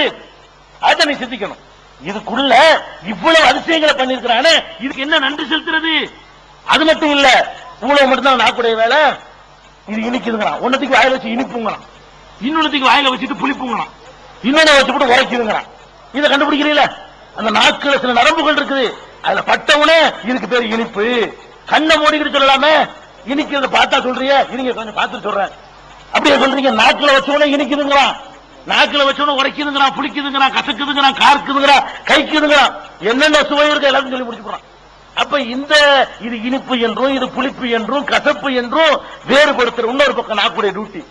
இந்த ஒரு சதைக்குள்ள இம்புட்டு வேலையை பண்ணி வச்சிருக்கிறானே, என்ன வல்லமன் பாத்தியா, எவ்வளவு பெரிய ஆற்றல் அவனுக்கு இருக்குன்னு பாத்தியா. எதுக்கெல்லாம் சொல்ற, பின்னாடி ஒரு விஷயம் பீடிகைக்கு தான் மட்டும் சொல்றேன். நம்மளை குறைச வேண்டி இருக்கு சில விஷயங்கள்ல, அதுக்கெல்லாம் இது ஆழமா பதியணும். அதுக்காக இந்த பீடிகை நீங்க மனசுல பதிய வைக்கணும். இது பீடிகை தான், இந்த தலைப்புக்கு நான் வரல. அதுக்கு முன்னாடி இதெல்லாம் உங்க மனசுல ஆழமா பதியணும். அப்ப இந்த மாதிரியான அதிசயத்தை பாக்குறோம். காது இருக்குது, இந்த காது என்ன, காது ஒரு ஓட்டு இருக்குன்னு நினைக்கிறீங்க. அந்த ஓட்டைக்குள்ள என்ன இருக்குது, இது ஒரு ஹாரன். இந்த ஹாரனுக்குள்ள எல்லாம் ஒரு ட்ரம் சவு வச்சுக்கலாம். சவு இருக்குல்லங்க, சவு தடுப்பு இருக்குங்க. நம்ம பேசுற பேச்சு அந்த குழாய் வழியா போய் அந்த ட்ரம்ல போய் தட்டும். தட்டுன உடனே மூளை என்ன செய்யும், இன்ன வேகத்துல இன்ன மாதிரி தட்டுது, அதனால இது இன்னமா தான் இருக்கும். இந்த மாதிரி தட்டு ஏற்கனவே அது கணக்கு பண்ணுது. அது என்ன செய்யுது, கணக்கு பண்ணுது. நான் பேசுறேன்ல, நான் பேசுகிறேங்கிற நான் தான் என்ன, இந்த சத்தத்துக்கு என்ன இந்த லாங்குவேஜா இருக்கும் அப்படி தேடுது. ஓ நான் தான் தமிழ்ல ஒரு சொல் இருக்குது, அது மூளையில போய் எடுத்து விளையாண்டுருது. பேசுகிறேங்கிற, ஓ பேசுகிறேன் இது என்ன லாங்குவேஜா இருக்கும், போய் தேடி பார்த்து மூளையில இருக்கிற எல்லா லாங்குவேஜும் வகுத்து பார்த்து பேசுகிறேங்கிற தமிழ்ல உள்ளதான் புடிச்சிட்டு வந்து ஒரு செகண்ட்ல அர்த்தத்தை விளங்கிடுது. ஒரு செகண்ட் நான் சொல்லிக்கிட்டு இருக்கும்போது உங்களுக்கு விளங்குது. நீங்க யோசிச்சு பிளான் பண்ணி செய்யறது இல்ல, நான் சொல்லிக்கிட்டு இருக்கிறேன், நீங்க விளங்கிட்டு இருக்கிறீங்க. இதுக்கு இடையில உங்களை நடக்குது உங்களை அறியாமலே நீங்க பிளான் பண்ணாம நீங்க வர்ற நான் சொன்னீங்களோ இது யோசிக்கிறேன் அப்படி என்னையா செஞ்சீங்களா, அப்படி அடிப்பேன் சொல்றீங்க. அடிப்பேன் தான் என்ன, அடிப்பேன் என்னைக்கு இதை அப்படி நினைக்கிறீங்களா, அடிப்பேன் நீ திருப்பி அடிக்க வந்துடுற. அந்த வினாடி ஓங்குதா இல்லையா, அடிப்பேன்னு சொல்லி முடிக்கிறதுக்குள்ள அடிச்சிருவியோ, கேட்கிறியா இல்லையா, சிந்திச்சியா, யோசனை பண்ணியா, ஆராய்ச்சி பண்ணியா, அது ஒன்னை அறியாம பெரிய ஒர்க்குள்ள நடந்து இந்த சவுண்ட் போய் தட்டுன உடனே எவனுடைய சவுண்ட் அவன் என்ன டெசிபல் இது வருது, இதுக்கு இந்த மாதிரி வார்த்தை ஏற்கனவே நமக்கு வந்திருக்குதா, வந்தால் எப்ப போகலாம் வந்திருக்குது, அது எங்க கிடைக்குது, தமிழ் பையில கிடக்குதா, இங்கிலீஷ் பையில கிடைக்குதா, மலையாளத்து பையில கிடக்குதா, நம்ம எத்தனை பைல் போட்டுக்கிறோமோ. ஒரு பாஷை தெரிஞ்சவனுக்கு ஒரு பைல் போட்டு வச்சிருப்பான், ரெண்டு பாஷை தெரிஞ்சவன் ரெண்டு பைல் உள்ள இருக்கும். அந்த பைலுக்குள்ள போய் தேடி பார்க்கும், இது தமிழ் பைலா இது இங்கிலீஷ் பைலா, தமிழ் பைலு நீ அந்த அர்த்தம் ஓகே சரி இவ்வளவு செஞ்சுக்கிட்டு திருப்பி அடிக்க வந்துடுறான். இவ்வளவு ஒரு நிமிஷத்துல புரிஞ்சுக்கிட்டு அடிப்பியாடான்னு கேட்கிறானே, இதுக்கு இடையில இன்புட் வேலையும் நடக்குது பாக்குறீங்களா இல்லையா. இப்படியான சுபஹானல்லாஹ் சொல்லி மாளாது. கண்ணுல அப்படி, காதுல அப்படி, மூக்குல அப்படி சுவாசிக்கிறீங்க. எங்கேயோ உள்ள ஒருத்தர் போட்டு வந்திருப்பான் ஜன்னத்துல் ஃபிர்தௌஸ், ஜன்னத்துல் ஃபிர்தௌஸ் வருது சொல்றீங்களா இல்லையா, கண்டுபிடிக்கிறா இல்லையா. இன்னொருத்தன் இன்னொரு போட்டுருவான், எதுக்கு போட்டுருவான் இல்லையா. அப்ப எதுக்கு சொல்றேன், இந்த மூக்கு எப்படிப்பட்ட அற்புதமான வேலையெல்லாம் பாக்குது பாருங்க. எவ்வளவு பெரிய அதிசயம், இங்கே இருக்கிறத கரெக்டா கண்டுபிடிக்குது. அது மட்டும் அதனுடைய வேலை. ஒவ்வொரு வினாடி நேரத்திலையும் நீ வாழ்வதற்கு தேவையான ஸ்ட்ரைக்கே பண்ணாத ஒரே உறுப்பு மூக்கு தான். கண்ணு கூட கொஞ்ச நேரம் ரெஸ்ட் எடுத்து தூங்கிடும், காது கூட தூங்கும் போது வேலை செய்யாது, ஒரு அளவுக்கு தான் வேலை செய்யும். அது கூட இந்த மூக்கு இருக்கு பாருங்க, 24 ஹவர்ஸும் எல்லா செகண்டும் வேலை செஞ்சிருக்கும். இழுக்கும் விடும், இழுக்கும் விடும். விளையாட்டு பண்ணிக்க நினைச்சிருக்கீங்க என்ன இழுத்து விடுறதுங்கிறது இல்ல. நீ வாழ்வதற்கு தேவையான ஆக்சிஜனை காத்துல இருந்து எடுக்குது. உனக்கு தேவையான ஆக்சிஜனை சிலிண்டர்ல வச்சு வாங்கி திங்க நல்லா படைச்சிருந்தான்னு வை, செத்து பணக்காரன் வாழ முடியும் உலகத்துல. ஒரு சிலிண்டருடைய விலை என்ன, ஒரு ஆபரேஷனுக்காக வேண்டி ஒருத்தனை பேசணும் கேட்க புரியல, அப்பதான் தெரியும் காத்துல மூட்டு இருக்குதாண்டு. நம்ம காற்று சும்மா சுவாசிட்டு போயிடுறோமுங்க, ஒருத்தனை சேர்த்துருவோம், அவனுக்கு ஆக்சிஜனை பிரிக்கிற சக்தி அவனுக்கு இருக்காது. சிலிண்டரை கொண்டாந்து மூக்குல விட்டு ஏத்துவாங்க, ஆக்சிஜனை பிரிக்கிற சக்தி இல்லாதனால இவங்கள பிரிச்சு வச்சு ஏத்துவாங்க. ஒரு சிலிண்டர் எவ்வளவு விலை இருக்கு, 1000 ரூபாய் இருக்குமா. நாங்க அந்த காலத்துல 1000 ரூபாய் எங்க அண்ணனுக்கு போட்டு 1000 ரூபாய் அந்த காலத்துல. இப்ப 2000 3000 சொல்லுவாங்கன்னு நினைக்கிறேன். நான் 10 வருஷத்துக்கு முன்னாடி 10 வருஷத்துக்கு முன்னாடி 1000 ரூபாய் பில் பண்ணாங்க ஒரு சிலிண்டருக்கு. ஒரு நாளைக்கு சுவாசிக்கிறதுக்கு 1000 ரூபாய். ஒரு நாளைக்கு சுவாசிக்கிற இந்த ஆக்சிஜனை பிரிச்சு தர்றீங்க, இதுக்கு 5000 ரூபாய் கொடுக்கணும். இது அல்ல என்ன பண்றா, உள்ளுக்குள்ள ஒரு மிஷினை வச்சு காத்தை இழுத்தவனே ஆக்சிஜனை எடுத்துக்கிட்டு அதுல உள்ள கரியமலை தனியா பிரிச்சு இது வேணாம் ஓடு ஓடு வா ஓடு வா உள்ளே வெளியே தான் உள்ள இழு நல்லதை எடுத்துக்கிட்டு கெட்டதை விடுது. ஒவ்வொரு வினாடி நேரத்திலையும் உனக்கு தேவையான வாழ்வதற்கு தேவையான சார்ஜ் இருக்கு பாருங்க, அத காற்றுல இருந்து பிரிச்சு எடுக்கிற வேலையும் இந்த மூக்குக்குள்ள அல்லாஹ் ரப்புல் ஆலமீன் வைத்திருக்கிறானே. அதுக்கு என்ன நன்றி செலுத்துற, ஒரு நிமிஷம் மூக்கு பிடிச்சிட்டு இருந்து பாரு, வாய மூடிட்டு இருந்து பாரு, அப்ப அதே மாதிரியான அதிசயங்களை பார்க்கும் பொழுதுதான்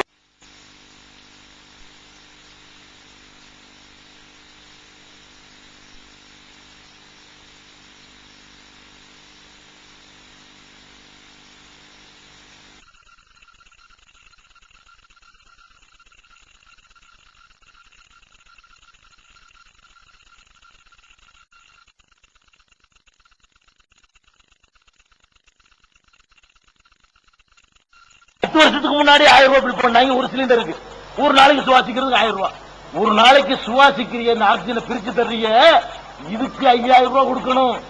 இது அல்லாஹ் என்ன பண்றான், உள்ளுக்குள்ள ஒரு மிஷினை வச்சு காற்றை இழுத்தவனே ஆக்சிஜனை எடுத்துக்கிட்டு அதுல உள்ள கரியமளவை தனியா பிரிச்சு இது வேணாம் ஓடு ஓடு வா ஓடு வா உள்ளே வெளியே தான் உள்ள இழு நல்லதை எடுத்துக்கிட்டு கெட்டதை விடுது. ஒவ்வொரு வினாடி நேரத்திலையும் உனக்கு தேவையான வாழ்வதற்கு தேவையான சார்ஜ் இருக்கு பாருங்க, அத காற்றுல இருந்து பிரிச்சு எடுக்கிற வேலையும் இந்த மூக்குக்குள்ள அல்லாஹ் ரப்பல் ஆலமீன் வைத்திருக்கிறானே, அதுக்கு என்ன நன்றி செலுத்துற?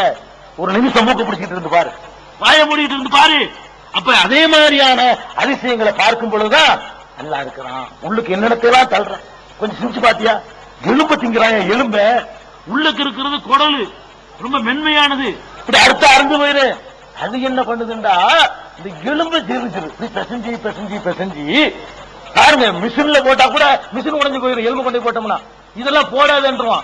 அரிசி மாவு அரைக்கிறதுல அரிசி மாவை தான் போடணும், அதுல கொஞ்சம் ஆணியை கொண்டு போட்டு போய் அரிசி மாவு மிஷினை ரிப்பேரா போயிடும். இவன் என்ன பண்றான், ஆணியை நிக்கிறான் சில பேரு. அது என்ன பண்ணு தெரியுமா, அதே போடு போடுற மண்ணை திங்கிறான், போடு பாத்துருவோம். அதை போட்டு ரசாயனத்தை கலந்து பெசஞ்சி பெசஞ்சி மாவாக்கி வெளியே தண்ணீர் இல்லைங்க. என்ன பெரிய வேலை, எவ்வளவு பெரிய தொழிற்சாலை, மென்மையான வலிமையானது இல்ல, இரும்புலையா இருக்கு உள்ளுக்க, இரும்புலையா இருக்கு. நீ சாப்பிடுற உணவை விட அது மென்மையானது. நீ எதை உள்ள தள்ளுறியோ அதை விட மென்மையானதுதான் உனக்கு இருக்கிற அந்த குடல். அந்த குடலுக்குள்ள என்ன பண்ணுது, பெசஞ்சி பெசஞ்சி பெசஞ்சி அரைச்சி மட்டுமா தள்ளுது. அரைச்சி வச்சுக்கிட்டு குளுக்கோஸ் தனியா பிரிக்குது, குளுக்கோஸ் தனியா பிரிக்குது. சிறுநீரை தனியா நீ இங்கிட்டு போடு, நீ இந்த பக்கம் ஒரு சரக்கு இங்கிட்டு போ, சிறுநீர் இங்கிட்டு போ, குளுக்கோஸ் உடம்புல சேரு. பத்தியா, குளுக்கோஸ உணவுல உள்ள குளுக்கோஸ பிரிச்சு உள்ள சேர்க்குது. குளுக்கோஸை ஏற்குமாறா இருந்துச்சு வைங்க, அளவுக்கு மீறி இவனுக்கு ரொம்ப விட்டு ஆள் அவுட் ஆயிருவான். அதையும் வேஸ்ட்ல தள்ளுன்றது, அதையும் கால்குலேட் பண்ணி இவனுக்கு எவ்வளவு கொடுக்கலாம், குளுக்கோஸ் இப்ப கொடுக்கலாமா கூடாதா, இவன் நல்லா தானே இருக்கிறான். இதுக்கு திங்கிற சாப்பாடுல உடம்புல ஒட்டுனுச்சுன்னு வைங்க, ஒவ்வொருத்தரும் யானை மாதிரி இருப்பான். நமக்கு ஒரு லிமிட்டுக்கு மேல கழிச்சு தள்ளிடுது போது இவனுக்கு, இதுக்கு மேல உடம்புல சேரக்கூடாதுன்னு சொல்லி அங்களுக்குள்ள ஒரு கணக்கு போடு, கணக்கு போட்டு அவுட் பண்ணு, நீங்க வெளியே போயிடும். என்ன அதிசயம், இதுவும் ஒரு ராத்திரி பகலா வேலை செய்யுது. இவன் திட்டி வந்து தூங்கிடுறான், அது ராத்திரி பூரா உட்கார்ந்து அரைச்சு காலையில் எழுப்பிடுது, எந்திரான் இவ்வளவு வேலை செய்ய பாக்குறமே இல்லையா? சுபஹான. இந்த ஒன்ன நினைச்சு பாத்தீங்களா, இந்த அதிசயத்தை செஞ்சு பாத்தீங்களா? அப்ப அல்லாஹ் ஒரு கடவுளை பத்தி எப்படி வழங்கணும்னு கேட்டா, இதையெல்லாம் செய்யக்கூடியவன். அவனுக்கு சின்ன அற்பமான பொருள் போதும், ஒரு ஆலமரத்து விதை, அதுக்குள்ள ஆலமரம் தான் மரத்திலே பெரிய மரம். உலகத்தில் இருக்கிற மரங்கள்லயே பெரிய ராட்சசத்தை செய்து ஆலமரம், அதுக்குள்ள விதை தான் உலகத்துல சின்ன விதை, கடுகை விட சின்னது. ஆலமரத்து விதை பார்த்திருக்கீங்களா? கடுகுடைய ஒரு 20ல் ஒரு பங்கு இருக்கும், அவ்வளவு சின்ன விதையா இருக்கும். அதுக்குள்ள நினைச்சான்னு சொன்னா பிரம்மாண்டமான ஆலமரத்தை வைப்பான். மாங்கொட்டை உள்ள பெருசா இருக்கும், அதுக்குள்ள சின்ன மரத்தை வச்சிருப்பான். அது பாக்குறமா இல்லையா? பெரிய விதைக்குள்ள சின்ன மரம், சின்ன விதைக்குள்ள பெரிய மரம். இப்படியான அதிசயங்களை நிகழ்த்துற காட்சியெல்லாம் நம்ம பார்த்து பிரமிக்கிறோம். கடவுள் இருக்கிறான், வல்லமை மிக்கவன், அவன் சக்தி உள்ளவன், எதையும் செய்து முடிக்கக்கூடியவன் அப்படிங்கிற நம்பிக்கை ஆழமா வந்து விடுமையானால் நம்ம சமுதாயத்தினுடைய நடவடிக்கை கொஞ்சம் வாங்க. அல்லாஹ் புரிஞ்சுக்கிட்டீங்களா? யாரு எவ்வளவு சக்தி உள்ளன்னு விளங்கிட்டீங்களா? அவன் கிட்ட இவ்வளவு ஆற்றல் இவ்வளவு வல்லமையும் உள்ள ரப்புல் ஆலமீன் வானுலகத்தை படைச்சிருக்கிறேன்னு அது கஷ்டம். அதை படைச்சவனா அன்தும் அஷத்து கல்கன், படைப்பதில் நீங்கள் கடுமையானவர்களா, உங்களை படைப்பது கடினமா? அமிஷமாவு, இந்த வானுலகை படைப்பது கடினமா? அதுக்கு தான் அல்லாஹ் நினைஞ்சிட்டான் 6 நாள் எடுத்துக்கிட்டான்.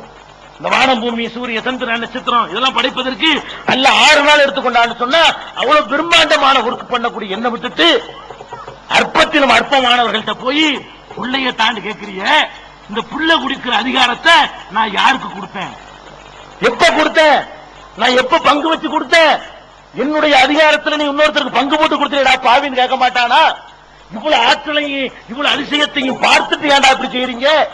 என்னுடைய காற்றை சுவாசித்து விட்டு, என்னுடைய தண்ணீரை குடித்து விட்டு, என்னுடைய பூமியிலே வாழ்ந்துவிட்டு என்னுடைய சூரிய வெளிச்சத்திலே உயிர் ஜீவனை நடத்தி கொண்டு எனக்கு என்ன வைக்கிறீங்களா?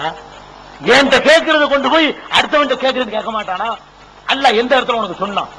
மகான்கள்ட்ட போய் பிள்ளைய கேளு, பெரியார்கள்ட்ட போய் சந்ததியை கேளு, அவர்களுக்கு குழந்தை தர ஆற்றுல தந்திருக்கன்னு சொல்றான் எங்கேயாச்சும்? இல்லையே. அது ஏன் விஷயம் சொல்றான். யஹபுலி அழகாந்து வாய்ச்சி காட்டினாங்களே, யஹபுலிமை யஷாவுதுக்கூர், நாடியவர்களுக்கு ஆண் குழந்தைகளை கொடுக்கிறான். யஹபுலிமை யஷாவு இனாதா, நாடியவர்களுக்கு பெண் குழந்தையை கொடுக்கிறான். அவு ஜபிஜுகும் துக்ரானும் இனாதா, ஆண் குழந்தைகளும் பெண் குழந்தைகளுமாக சேர்த்து கொடுக்கிறான் சில பேருக்கு. எஜாலு மையஷாவு அகீமா, நாடியவர்களை மலடாக அவன் ஆக்கி விடுகிறான். நாலு ஏன் வேலைன்னு ஆம்பளை கொடுக்கிறது ஏன் வேலை, பொம்பளை பிள்ளையை கொடுக்கிறது ஏன் வேலை, ஆம்பளை பிள்ளையும் பொம்பளை பிள்ளையுமா சேர்த்து கொடுக்கிறது ஏன் வேலை, கொடுக்காம இருக்கிறது ஏன் வேலை? புரிஞ்சு வச்சா கதை ஏன் வேலை? அல்லாஹ் குர்ஆன்ல சொந்தம் கொண்டாடுகிறான். நீங்க என்ன பண்றீங்க? அவுலியாவே, பெரியாரே, மகானே, எனக்கு ஒரு பிள்ளை தர மாட்டீங்களா? ஒவ்வொரு தர்காவுக்கு தர்காப்பு சுத்துறீங்களே, இது எந்த மார்க்கத்தில் கத்துக்கிட்டீங்க? பிற மதத்தவர்கள் அல்லாஹ் ஃபார்மாலிட்டிக்கு புகழ்ந்து விட்டு இன்னொரு பக்கத்தில் தூக்கி போட்டு மிதிப்பாங்களே, அந்த செயலுக்கும் உங்களுக்கு என்ன வித்தியாசம்? உங்க நடவடிக்கைக்கு என்ன வித்தியாசம்? ஒரு புருஷன் இருக்கிறான், புரிஞ்சுக்கிறதுக்காக சொல்றேன். இந்த உதாரணம் சொல்லுவது தப்பும் கிடையாது. ஏன் தப்பு கிடையாதுன்னு சொன்னா, பெருமானார் ஸல்லல்லாஹு அலைஹி வஸல்லம் இந்த ரோச உணர்வை தான் உதாரணமா காட்டுறாங்க. என்ன காட்டுறாங்க? அந்த சம்பவத்தை உங்களுக்கு சொன்னா புரியும். அப்பதான் இந்த இதனுடைய வேகத்தை நீங்க விளங்கிக்கிறீங்க. ஷாதி புன முஆதுன்னு ஒரு சஹாபி, அன்சாரியை சேர்ந்தவர். அந்த சஹாபியிட்ட ஒரு ஆயத்து இறங்கி இருக்குது. என்ன ஆயத்துனா, விபச்சாரம், மனைவியர் விபச்சாரம் பண்ணிட்டாங்கன்னா 4 சாட்சிகளை கொண்டு வரணும், கொண்டு வந்து நிரூபிச்சாதான் தண்டிக்க முடியும் அப்படின்னு சொல்லி கணவன் மனைவி மேல பழி சுமத்துறான் இல்லையா, அதுக்கு 4 சாட்சியை கொண்டு வரணும் ஆரம்பத்தில் சட்டம் இருந்துச்சு. இந்த ஆயத்தை இறங்கின உடனே ஸஅத் இப்னு முஆத் கோவப்படுறாரு. கோவப்பட்டு ரசூலுல்லாஹ்ட்ட கேட்கிறார், அல்லாஹ்வுடைய தூதரே, என் மனைவி இன்னொருத்தர் சம்பவம் பண்ணி கொண்டிருக்கும் பொழுது நான் பார்த்துட்டு 4 பேரை கூட்டிட்டு வருவேன், நான் ரோஷம் கட்டவனா? 4 பேரை கொண்டாந்து பாருங்கடா சொல்லுவேன், ஒரே சீக்கிர மாட்டேனா? இது என்ன சட்டம் அப்படின்னு கேட்கிறாரு.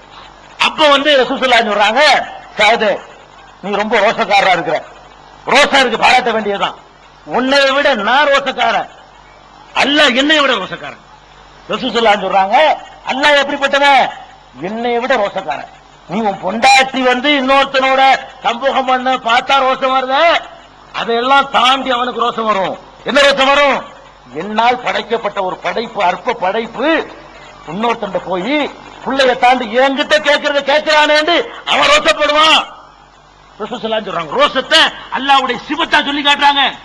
அப்ப ஒரு கணவன் இருக்கிறான், வேண்டியதெல்லாம் வாங்கி கொடுக்கிறான், பெரிய தொழில் நிறுவனம் வச்சிருக்கிறான், எந்த குறையும் வைக்கல, இவ்வளவு செஞ்சிருக்கும் போது ஒரு பொம்பளை போய் ஒண்ணுக்கு ஒரு பிச்சைக்கார பயில்கிட்ட போய் எனக்கு ஒரு 50 காசு தாங்கன்னு கேட்டா இவளை எங்க போய் சேர்க்கிறது?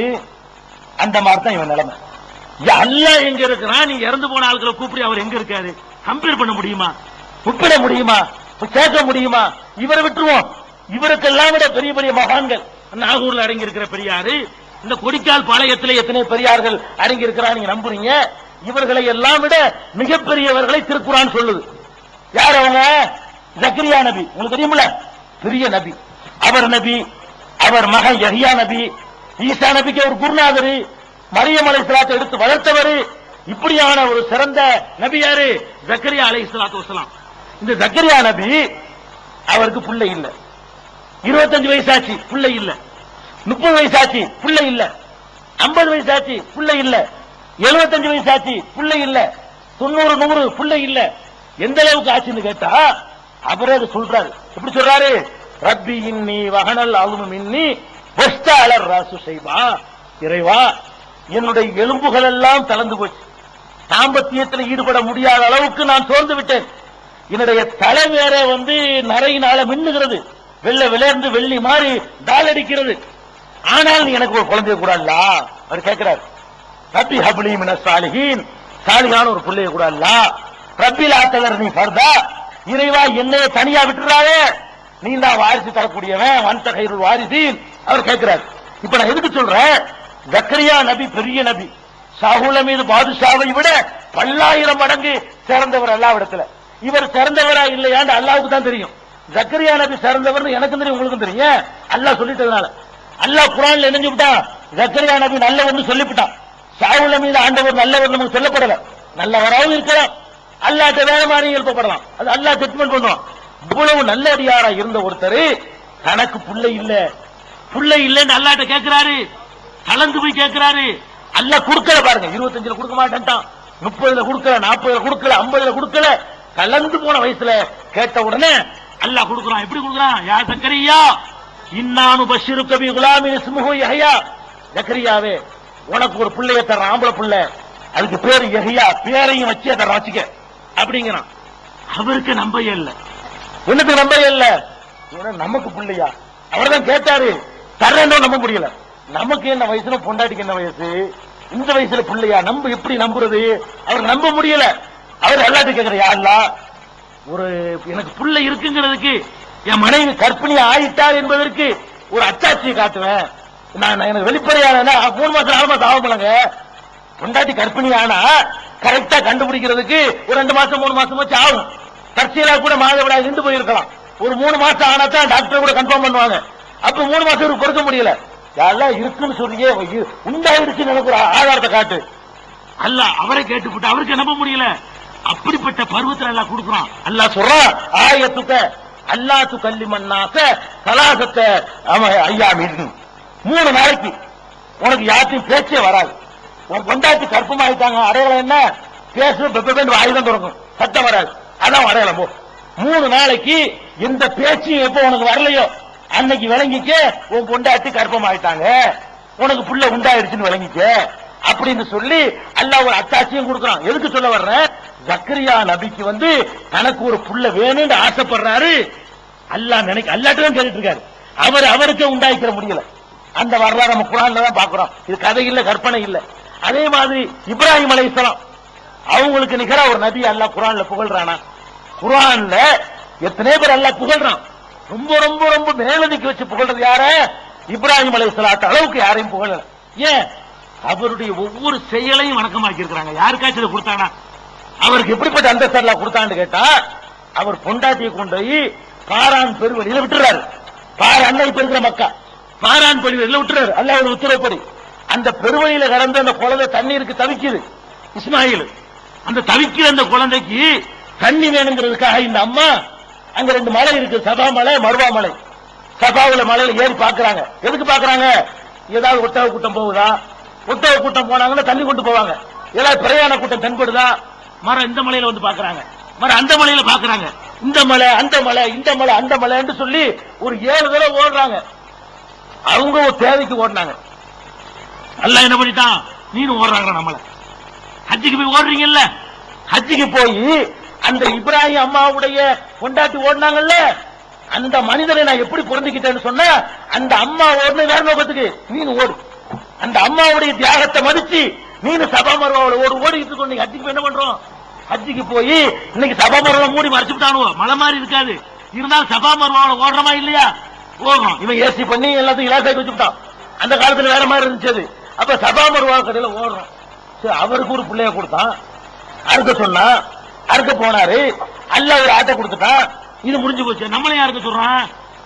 அவருக்கும் நியாயம் இருக்குது. அவர் பிள்ளைய அறுத்தாரா, அது அறுக்க போக முடியாம அல்லாஹ் ஆட்டை கொடுத்துட்டான்னு சொன்னா அல்லாஹ் என்ன பண்ணிட்டான்? அவர் மாதிரி உன்னுடைய தியாகத்தை காட்டுவதற்கு நீ அறுவோம் ஆட்டை அறுப்படும். அவருடைய நடைமுறையத்தை நமக்கு சுண்ணத்தாக்கப்பட்டிருக்கு. ஞாபகம் வச்சுக்கிறீங்க. அவரை எப்படி எல்லாம் அல்லாஹ் பண்றான்னு பாருங்க.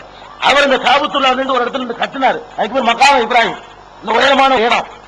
நீனும் எங்களுக்கு சொல்லுங்க அல்லாஹ் ஒத்தகிது நீ மக்காம இப்ராஹிம முஸல்லா, மக்காம இப்ராஹிம்ல தொழுகையை நீங்க நடத்தி கொள்ளுங்க, தொழுங்க அப்படின்னு கட்டளை இடுறான்.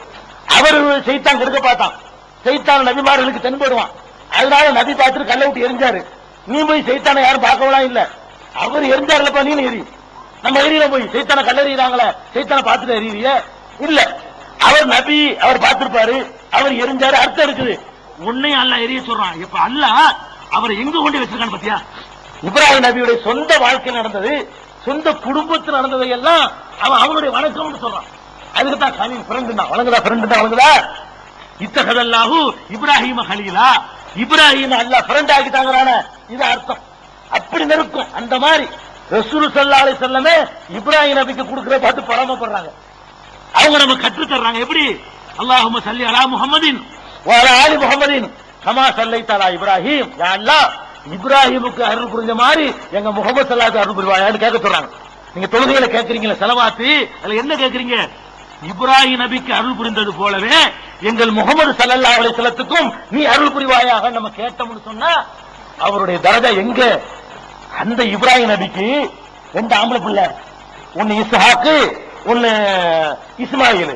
இந்த 2 பேரும் அல்லாஹ் எப்ப கொடுத்தான்? தள்ளாத வயசுல கொடுத்தான், கலந்த வயசுல கொடுத்தான். அவரு அந்த அத கூட அல்லாஹ் சொல்லி காட்டுறான். இப்ராஹிம் இஸ்மாயில் நபியுடைய அந்த குழந்தை பெற செய்தியை சொன்ன உடனே அந்த பொண்டாட்டி சிரிக்குது. அலிது ஆனா அஜூசுன் வஹாதா பாலி செய்கா. மலக்குகள் வந்து இப்ராஹிம் நபிக்கு சொல்றாங்க, உனக்கு ஒரு புள்ள பிறக்க போகுதுப்பா அப்படின்னு. அப்ப கேட்டுக்கிட்டு இருந்த பொண்டாட்டி சொல்லுது, இப்ராஹிம் பொண்டாட்டி, என்ன புள்ள பெறுவானா? நானா? இந்த கிழவியா? இந்த கிழவனுக்கா? கேக்குது, இப்படி கேக்குது, குரான்ல இருக்குது. அலிது நான் புள்ள பெறுவேனா? ஆனா அஜூசுன் நான் ஒரு கிழவி, வஹாதா பாலி செய்கா என் புருஷனோட படுகளமா இருக்காரு, இந்த கிழவனுக்கு இந்த கிழவிக்கும் பிள்ளையா என்று ஆச்சரியப்படுற வயசுலதான் அல்லாஹ் வந்து இஸ்மாயிலையும் கொடுத்தான், இஸ்ஹாக்கையும் கொடுத்தான். 2 பிள்ளையும் கொடுத்தது எப்ப? 25 வயசுல கொடுக்கல, 35 வயசுல கொடுக்கல. எதுக்கு சொல்ல வர்ற? குழந்தை தருகிற ஆற்றலை யாருக்காவது அல்லாஹ் கொடுக்க நினைச்சா யாருக்கு கொடுத்திருப்பான்? கொடுக்க இப்ராஹிமுக்கு தகுதி இருக்குது. கலீல் ஃப்ரெண்டு கொடுக்கலையே. அவன் எப்ப நாடுனாலும் அப்ப அவருக்கு ஒரு பிள்ளையை கொடுத்தானே தவிர புள்ள கொடுக்கிற ஆற்றல் அவருக்கு எல்லாம் கொடுத்துடல. இதுக்கு மேல சான்று உங்களுக்கு வேணுமா? பெருமானார் ஸல்லல்லாஹு அலைஹி வஸல்லத்துக்கு ஆம்பளை புள்ள வாரிசு கொடுத்து வச்சிருந்தானல்ல, கொடுத்து எடுத்துக்கிட்டான். ரசூலுல்லாஹ்வுக்கு ஒரு ஆம்பளை புள்ள இருந்தா எப்படி இருக்கும்? கொஞ்சம் கற்பனை பண்ணி பாருங்க. நம்ம சைடுல இருந்து ரசூலுல்லாஹ்வுக்கு ஒரு ஆம்பளை புள்ள இருந்தா இந்த கிலாபத்து சண்டை எல்லாம் வந்திருக்குமா? ரசூலுல்லாஹ்வுக்கு ரசூலுல்லாஹ் மகனுக்கு பிறகு பேரனுக்கு பிறகு பேரன், இப்படியே 14 நூற்றாண்டு வந்துச்சுன்னு வைங்க, இந்த சமுதாயம் கூட ஒரு தலைமையில இருந்திருக்காது. அப்படி நீங்க கணக்கு பண்றீங்கல்ல. அவன் என்ன கணக்கு பண்ண? அல்லாஹ் கொடுத்தான் ஒரு ஆம்பளை பெயர். அந்த இப்ராஹிம் அலைஹிஸ்ஸலாத்துடைய பேரையே தன்னுடைய மகனுக்கு வச்சாங்க. மகனுக்கு இப்ராஹிம்னே பேர் வச்சாங்க. எதனால வச்சாங்க? தாத்தாவுடைய பேர் இப்ராஹிம் நபி, அல்லாஹ்வுக்கு விருப்பமான நல்லடியார், அவர் பேரையே பிள்ளைக்கு வைக்குவோமே இப்ராஹிம் வச்சாங்க. தங்குனுச்சாங்க. மழலை மொழி பேசும் பொழுதே தூக்கிட்டு போயிட்டாங்க. அல்லாஹ் மழலை மொழி பேசுற குழந்தை கொடுத்தான், அதை கடைசி வரைக்கும் தக்க வைக்கல. ஒரு பக்கபலமா நிக்கிற ஒரு ஆம்பளை பிள்ளை எல்லாம் ஆசைப்படுறீங்கள, 4 பொம்பளை பிள்ளையும் தக்க வச்சு அல்லாஹ் ரப்பல் ஆலமீன் கொடுத்த ஒரு ஆம்பளை பிள்ளை தூக்கிட்டானே. அது அந்த வரலாறை பார்க்கும்போது நம்ம கண்ணீர் வடியுது. எப்படி வடியுது? மகன் இறந்த உடனே பெருமானார் ஸல்லல்லாஹு அலைஹி வஸல்லம் சொல்லி தழுவுறாங்க. அல்லாஹ்வு ததுமவு, கண்கள் ரத்த கண்ணீரை கொட்டுகின்றன. உல் கல்பு யஹ்சுனு, உள்ளம் வேதனையால் விம்முகிறது. ஒயின்னாலி ஃபிராக்கிக யா இப்ராஹீம் லமஹ்சூனுன், இப்ராஹீமே உன் பிரிவுக்கு நம்ம ரொம்ப கவலைப்படுறோம். மௌனுடைய மையத்தை போட்டுக்கிட்டு சொல்றாங்க, இப்ராஹீமே உன்னை பிரிஞ்சு முடியல, தாங்க முடியல, கண்கள் ரத்த கண்ணீர் வடியாத குறையான அழுகுறேன், உள்ள வேதனையால் விம்முது. இவ்வளவு விம்முதுன்னு பார்த்தானா அல்லாஹ் அவன் ஒரு கணக்கு வச்சிருக்கான். அவன் கணக்கு என்ன? ரசூலுல்லாஹ் வாச்சே, ஹபீபாச்சே, வருத்தப்படுறாங்களே, கவலைப்படுறாங்களே, ரத்த கண்ணீர் வடிக்கிறாங்களே, இறந்த பிள்ளை உசுரா கொடுத்தாங்க, கொடுக்கல, கொண்டு அடக்கம் தான் பண்ணாங்க, அழுவிக்கிட்டு அடக்கம் பண்ணாங்க. இவன் என்ன பண்றான்? அவுலியா பிள்ளைய கொடுப்பாராம், செத்தவரை உசுராக்குவாராம். இந்த கதையெல்லாம் கேள்விப்பட்டிருக்கலாம். இவங்க பண்ற கூத்த. ஒரு அம்மா வந்துட்டான் அப்துல் காதர் ஜிலானிட்ட வந்து, என் மகன் மூத்தா போயிட்டான். எப்ப மூத்தா போனா? ராத்திரி தான் மூத்தா போனா. இப்படி ஏறிட்டு பார்த்தாராம் வானத்தை. யாரு? அப்துல் காதர் ஜிலானிங்க வானத்தை பார்த்தாராம். பார்த்தா அந்த மலக்கு இஸ்ராயல் இருக்காருல்ல, அவர் அன்னைக்கு ராத்திரி பிடிச்ச உயிரெல்லாம் அள்ளி கூடையில போட்டுக்கிட்டு கொண்டு போயிட்டு இருக்காராம். எழுதி வச்சுக்கிறாங்க கிதாபுல. அன்னைக்கு ராத்திரி பிடிச்ச உயிரெல்லாம் அள்ளி ஒரு கூடையில போட்டுக்கிட்டு கொண்டு போயிட்டு இருக்கிறான் இஸ்ராயல். இவர் பார்த்துட்டாரு, ஓ இஸ்ராயல், அந்த அந்த பையன் பேரை சொல்லி, பேர் என்னமோ பேரு, அந்த பையன் உயிரை மட்டும் விட்டுட்டு போ அப்படிங்கிறாரு. இவர் உத்தரவுறாரு. அவர் சொல்றாரு, அல்லாஹ்வுடைய உத்தரவுங்க, அல்லாஹ் சொல்லிட்டானா, அப்படிலாம் செய்ய முடியாது அப்படிங்கிறாரு இஸ்ராயல். இஸ்ராயல் ஒரு ஆளை கிடையாது, தனி விஷயம், இவங்க எழுதி கதையில உள்ளது. அப்ப இஸ்ராயல் அப்படி சொல்றாரு. சொன்ன உடனே என்ன செய்யறாரு? மரியாதையா அப்படிங்கிறாரு. இஸ்ராயலுக்கு சவால் விடுறாரு இவரு. அவர் முடியாண்டாரு. அல்லாஹ் சொல்லத்தான் கேட்ப, நீங்க கேட்க மாட்டாரு. உடனே ஒரு கயிறு வச்சிருந்தாராம், பாச கயிறு, அப்படி தூக்கி சுழட்டி எரிஞ்சாராம். கரெக்டா இஸ்ராயல் காலில் போய் மாட்டிச்சான். அந்த கயிறு ஒரு வெட்டு தான் வெட்டினாராம், கைத்தை பிடிச்சு வெட்டு. கூட கூட கவுந்து போச்சான்.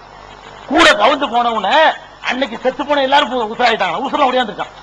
உசுர அள்ளிக்கிட்டு போன கூட கூட கவுந்துருச்சான். கவுந்த உடனே எல்லா உயிரும் ஒடியாந்து ராத்திரில அன்னைக்கு செத்து போன ஆட்கள் காலில் திருச்சி சந்திக்கிறாங்களாம்.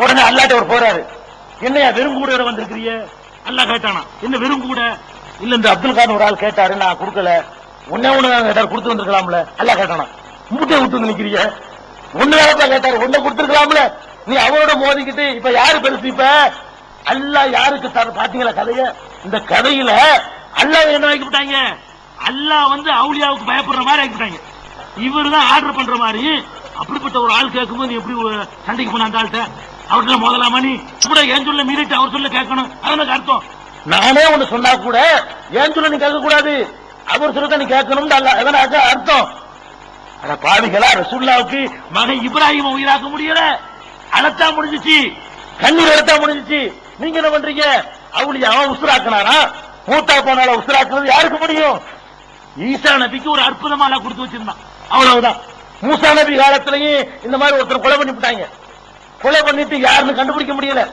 அப்ப கூட கேட்கிறாங்க யாருன்னு கண்டுபிடிச்சிட்டா மூசா நபி நாயன் அல்லாவாடா நான் எப்படா கண்டுபிடிச்சு தருவேன்ட்டார் அவரு அப்புறமே அல்லாவா ஒரு வகை இறக்கி ஒரு மாட்டை வாங்குறான்னு சொல்லி மாட்டை அறுத்து அதில் அடிக்க சொல்லி அப்புறமேல இருந்து கொலை செய்யப்பட்டவன் எந்திரிச்சு பேசினான்னு வருது அப்ப அந்த மாதிரி அல்லாவா சில காரியங்கள் நிகழ்த்திருக்கானே தவிர யாரும் செத்து போனாலும் உசுராக்கணும் இல்ல புள்ள கொடுக்கிற ஆட்களை யார்ட்டையும் கொடுத்தது இல்ல நம்ம என்ன பண்றோம் புள்ள கொடுக்கிற ஆட்கள் அவருக்கு இருக்குது அவுலியாவுக்கு இருக்குன்னு நினைக்கிறோம் அதே மாதிரி காசு பணம் எதுக்கு அவுலியாட்ட போறான்னு கேளுங்களேன் ஒண்ணு புள்ளைக்கு போறாங்க அதுல இந்த நாகூர்ல சொல்லித்தாக வேண்டியிருக்கு புள்ளைக்காக வேண்டி பீரோட்டம்னு ஓடுவாங்க நாவலால வந்திருக்கீங்களா இந்த இருக்காரு சாட்சி இருக்காரு ஆளை வச்சுதான் சொல்றோம் இந்த ஆளை நீங்க போய் பார்த்தாலும் நான் பார்த்தால் தான் இல்ல நாங்க போவா தருகாவா எல்லாம் போயிருக்கிறோம் அப்ப பீரோட்டம் ஒரு சின்ன இருப்பாரு 40 நாளைக்கு அது கள்ளத்தனமா உள்ள ஜாமான் எல்லாம் போயிடும் சரக்குலாம் சாப்பிட்டுக்குவாங்க வெளியில அடைச்சு வச்சுக்கிற விளங்குதா அப்படிலாம் மேடல் நீ ரூம்ல இருக்கிற இந்த மேடை கொடுத்துரு வந்துருக்கு 40 நாளைக்கு நீ ரூம்ல சில்லாவோட இருக்க கூடாது 40 நாளைக்கு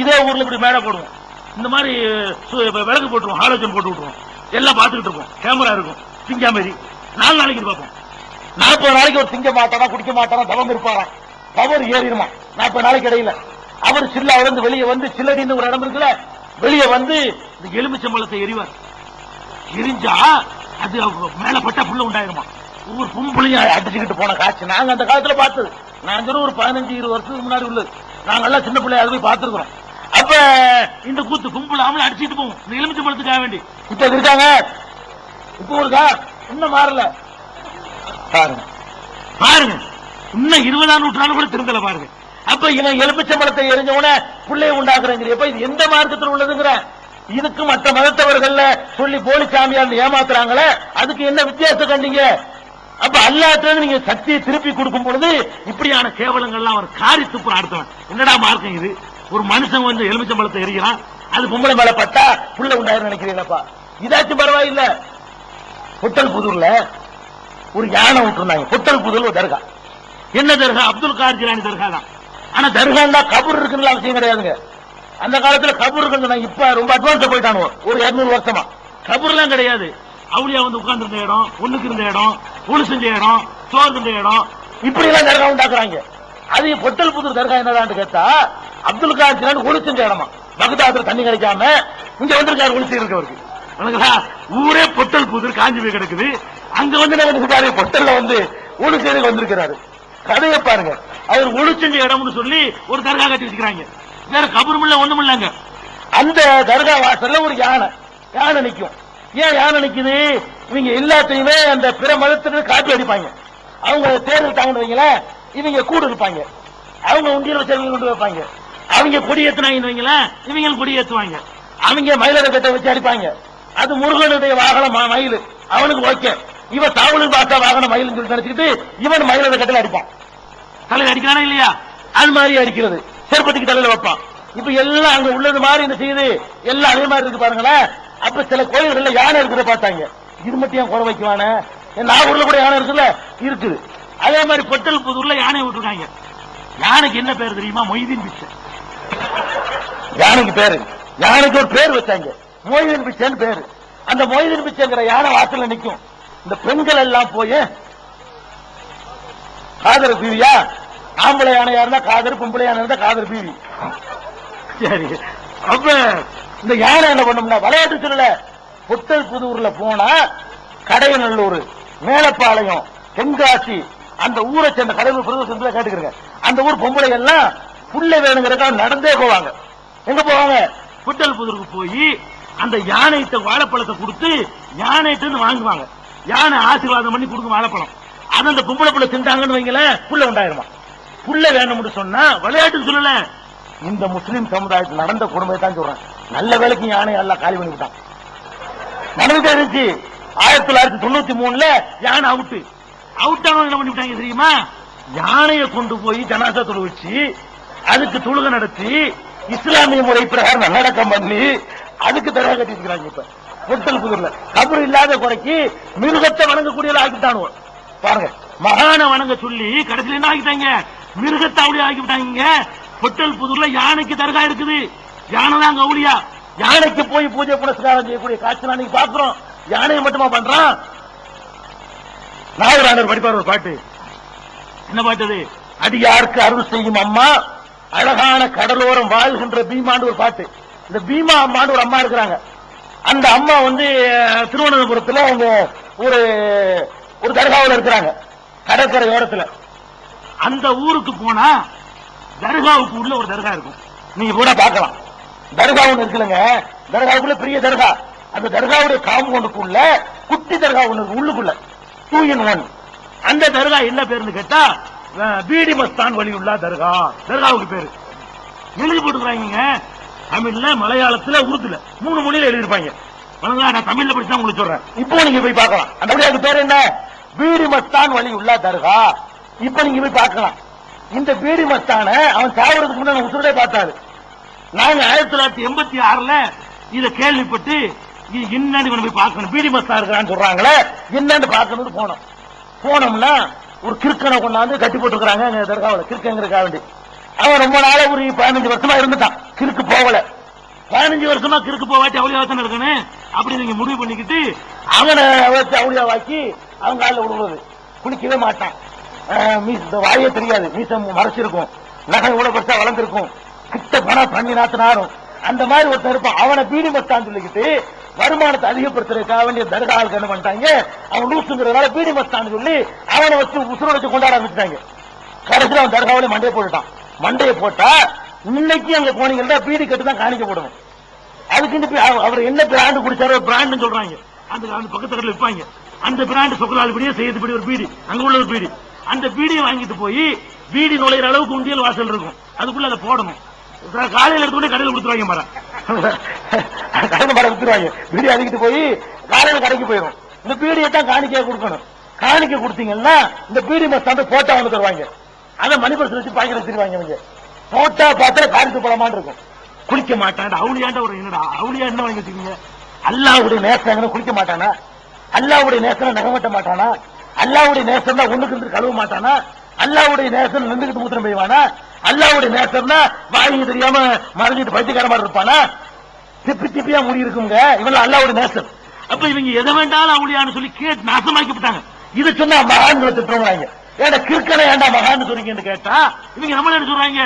மகான்களை திட்டுறாங்க. எப்படி வச மகானா, ஞான மகானா? ஏண்டா மகான்கள் பேரை கேவலப்படுத்திக்கன்னு கேட்டா நம்மளுக்கு என்ன பேரு?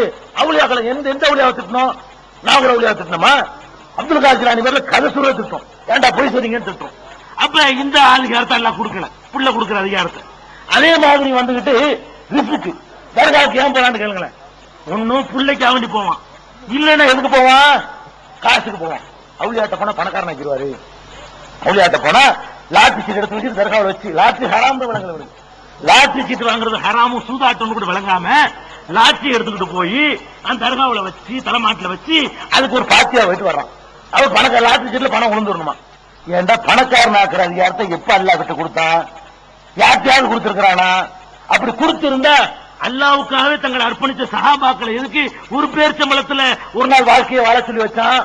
எத்தனை சஹாபாக்களுக்கு உடுத்துற வேட்டிக்கு மாற்று வேட்டி இல்லாம இருந்தாங்களே, அந்த நிலையில எல்லாம் எதுக்கு ஆக்கனா? போர்த்திக்கிறதுக்கு ஒரு ஆடையில தொழலாமான்னு கேட்கிறாங்க ஒரு சஹாபி. அல்லாஹ்வுடைய தூதரே, நாங்கள் ஒரே ஒரு ஆடையை போர்த்தி கொண்டு தொழலாமா? அப்ப ரசூல் ஸல்லல்லாஹு அலைஹி சொல்றாங்க, அவளுக்குள்ளிக்கும் சௌபானி. இன்னும் எல்லாரும் 2 நாளையும் வச்சுக்கிறோம், 1 நாள் வச்சுக்கிறோம். எல்லாத்தையுமே 1 நாள் இருக்குதுன்னு கேள்வி பேச கேட்க வேண்டாம். இருக்கிறத 1 நாள் இருக்குதுங்கிறாங்க. ஒரே ஒரு ஆடையில ஒட்டுமொத்த சமுதாயம் குடியிருக்க வீடு இல்ல, பள்ளிவாச சின்னையே வீடு. குடியிருக்க வீடு இல்லாம பள்ளிவாச சின்னதா சஹாபாக்களுக்கு வீடு, அசாபு சுப்பாக்களுக்கு. அவருடைய வறுமையை போக்க முடிஞ்சா? அந்த அதிகாரத்தை அல்லாஹ் கொடுத்தானா யாருக்காச்சு? எத்தனை சஹாபாக்கள் வறுமையை வந்து முறையிட்டாங்க, செய்ய முடியுச்சா? முடியல. அல்லாஹ்வுடைய தூதர் எப்படிப்பட்ட பட்டினி? ஒரு நாள் சாப்பிட்டா ஒரு நாள் பட்டினி, 3 நாட்கள் வயிறார உண்டதில்லை. நபி ஸல்லல்லாஹு அலைஹி வஸல்லம் அவர்களும் அவர்களுக்கு வாழ்க்கைப்பட்ட காரணத்தினால நாங்களும் 3 நாட்கள் வயிறார சாப்பிட்டதில்லை. ஒரு நாள் சாப்பிட்டா 2 நாள் பட்டினி, தொடர்ந்து 3 நாட்கள் சாப்பிடாத ஒரு வாழ்க்கை வாழ்ந்தாங்களே. இப்படி வறுமையில் எத்தனையோ பேர். அதே நேரத்தில் நீங்க பாக்குறோம், ஃபிரௌன் அள்ளி கொடுத்தான், டாடா பிர்லா அள்ளி கொடுத்தான், பட்டேல்கள் அள்ளி கொடுத்தான், மார்வாடிகள் அள்ளி கொடுத்தான், பில்கேட்ஸ் அள்ளி கொடுத்தான், அரபு நாட்டில் அள்ளி கொடுத்தான். யார் யாருக்கும் அள்ளி கொடுக்குறான். நல்லவன் கெட்டவன் பார்த்து அள்ளி கொடுக்கறது இல்ல, அதுபாடு அள்ளி கொடுக்கிறான். ரிஸ்க் அளிக்கிற அதிகாரத்தை அவன் தன் கையில வச்சிருக்கிறான். ரிஸ்க் என்பது ஒருத்தனை நல்லடியார் என்பதற்கு ஒரு அளவுகோல் இல்ல. ரிஸ்க் கொடுக்கிறதுனால அவன் நல்லவனும் இல்ல, ரிஸ்க் எடுத்தாலும் கெட்டவனும் இல்ல. இந்த உலகத்துக்கு அல்லாஹ்வுடைய மதிப்பு கொசு ரெக்கையை விட மாட்டான். ஒரு கொசுடைய ரெக்கை அளவுக்கு எல்லாம் மதிச்சா கூட காபிருக்கு ஒரு சுடு தண்ணி கொடுக்க மாட்டான்ல, கொடுத்துக்கிட்டு இருக்கான். அவன் இந்த மதிப்பை வைக்கல, எல்லாம் அங்க பாத்துக்கிறாங்க. அப்படிப்பட்ட மார்க்கத்தில் பிறந்துட்டு அல்லாட்ட கூட ரிஸ்க் கேட்டீங்கன்னா ரிஸ்க் தர்றது கேரண்டி கிடையாது. ஏன்? நாடுனா தான் தருவேன்னு சொல்லிவிட்டான். இங்க அல்லாட்ட கேட்டா கூட கேட்டவனை எல்லாம் பணக்காரனாக்க முடியுமா? எல்லாரும் பணக்காரன் ஆகக்கூடாதுன்னு அல்ல செட்டிங் பண்ணி வச்சிருக்கான். எல்லாரும் கேட்கத்தான், யாரும் கேட்கல. பணத்தை கேட்காத ஆள் மட்டும் கேட்டுங்க பார்ப்போம். உங்க வாழ்க்கையில நான் பணமே கேட்டது இல்லைங்கிற ஆள் மட்டும் கேட்டுங்க பார்ப்போம். ஒரு ஆள் இருப்பீங்களா? எல்லாரும் தான் கேட்கணும். எல்லாரும் பணக்காரன் ஆக்க முடியுமா? ஆக்க முடியும். அல்லாவுக்கு ஆக்குனா இந்த உலகம் ரன்னிங் ஆகுமா? ஓடுமா உலகம்? எல்லாரும் 10 ஏக்கர் நிலம் வச்சிருந்தா யாரு உழவுக்கு வருவா? போடான்றானே, என் டைம் 10 ஒன் டைம் 10 போடான்னு போயிருவான்ல. கூட கூட்டணும், நீ நான் கூட்டணுமா? எனக்கு கூட்ட நான் பங்களா வச்சுக்க, நான் உணவு கூட்டணும் கேட்பல. ஒரு வேலை நடக்காது, உலகமே அழிஞ்சு நாசமா போயிடும். அதுக்காக எல்லாம் என்ன செய்யறோம்? அந்த பணத்தை தில்கல் ஐயாமுன்னு தாவிடுகா பைனன்னா, காலச்சக்கரத்தை மக்களுக்கு மத்தியில மாறி மாறி சுழல விடுவோம். இப்படி மேல கொஞ்சம் கீழே, கொஞ்சம் மேல கொஞ்சம் கீழே. ஒரு காலத்துல கொண்டிருக்கு சிங்கப்பூரை நம்பி, ஒரு காலத்துல ஒரேம காமிக்கப்படுவான். ஒரு காலத்துல இந்தியாவுக்கு ஒரு பெரிய பணம் குளிக்கிற மாநிலமா இருந்தது குஜராத். 24 செகண்ட் தான் தேவைப்படுச்சு அல்லாவுக்கு. இன்னைக்கு இந்தியாவில பிச்சைக்கார மாநிலம் ஆகிவிட்டான் இல்லையா? இந்தியாவில பெரிய பணக்கார மாநிலம் எது? குஜராத். பெரிய தொழிற்சாலை, வளம், செல்வம், இந்தியாவிலே ரொம்ப தண்ணீரை பெற்ற நல்ல வசதிகள் நிறைந்த, பணம் கொட்டோன்னு கொட்டுகிற குளிக்கிற ஒரு பிரதேசம் இருக்குன்னு சொன்னா அந்த கட்சி பகுதியும் அந்த புஜ்ஜி மாவட்டம் தான். என்னது? அடுத்த வேலை சோத்துக்கு வழி இல்ல. நியூஸ் பிரிண்டர்ல நியூஸ் பேப்பர்ல சோறு வாங்கிட்டீங்க. நியூஸ் பேப்பர்ல நீதிங்க மாட்ட சோறு. நியூஸ் பேப்பர் இருக்க சாணியில் அடிக்கிற பேப்பரு, அதுல ஒரு 2 சோத்தை போடுறான். யாரு? கோடீஸ்வரனா படுத்தவன் ஐயன் பார்க்கும்போது ரத்த கண்ணீர் வர்ற மாதிரி இருக்கு. அவ்வளவுக்கு ஒரு செகண்ட்ல எல்லாம் பறிச்சு விட்டு போயிடுறான். அப்ப எதுக்கு சொல்ல வர்றேன்? ஒரு பக்கத்துல குவிஞ்சிருக்காது பணம், இப்படி வரும் அப்படி வரும். நீ போயிட்டு பணக்காரன வரதுக்காக வேண்டி அவங்கள்ட்ட போற மகாண்ட போறங்கிறிய. அப்ப அல்லாவுக்கு நீ என்னத்தை மிச்சம் வச்சிருக்கிற? இந்த பூமியை படைச்ச அல்லாவுக்கும் நீ பணக்காரனாக்க முடியாதா? இந்த வானத்தை படைச்ச அல்லாவுக்கு ஒரு பெரிய கஷ்டமான காரியமா இது? என்னத்துக்காக வேண்டி அர்த்தாட்ட போற? ஒரு நியாயம் இல்ல. பணத்துக்கு அங்க போற, பைத்தியத்தை நீக்குவார்னு போற. யாரு? அவுளியா வந்து பைத்தியத்தை நீக்குவான். நாரி போச்சு ஏர்வாடி. பாத்தீங்களா பேப்பர்ல? ஏர்வாடியில என்ன தெரியுமா? ஏர்வாடியில பைத்தியத்தை நீக்கணும்னு கட்டி போடுறாங்க. அங்க என்ன நடக்குது? அவன் 2 3 குடிசையை போட்டுக்கிட்டு பைத்தியங்களுக்கு வந்து அது மனநல காப்பகம். அதுக்கு பேரு என்ன? மனநல காப்பகம். போர்டை போட்டுக்கிட்டு இந்த மாதிரி வெளியூர்ல இருந்து கொண்டு போனால பைத்தியம் இவங்க கஷ்டத்துல எடுத்துக்கிறது. 1000 ரூபாய் 2000 ரூபாய் கொடு, உள்ள கட்டி போட்டு அடிச்சு சித்திரவதை பண்றது. கடைசியில் என்னடான்னு பார்த்தா ரொம்ப அநியாயம் நடக்குன்னு சொல்லி கவர்மெண்ட் விசாரணை போட்டுவிட்டான்.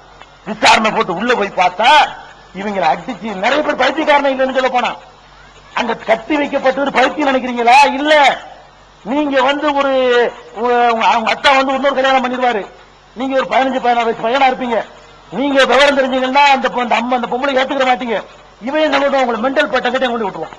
உதாரணத்துக்கு சொல்றேன், இந்த மாதிரி பிடிக்காத தூரத்து சொந்தக்காரன் அனாத புள்ள, இந்த அனாத புள்ள சொத்து திங்கிறதுக்காக வேண்டி அவனுக்கு மெண்டல் பட்டம் கட்டி கொண்டு விட்டுறாங்க. இந்த மாதிரியான கேஸ் ஒரு 75% கட்டப்பட்டிருக்கு. கடைசியில கவர்மெண்ட் எடுத்து விசாரிச்சா அதுல 75 பைத்தியமே இல்ல.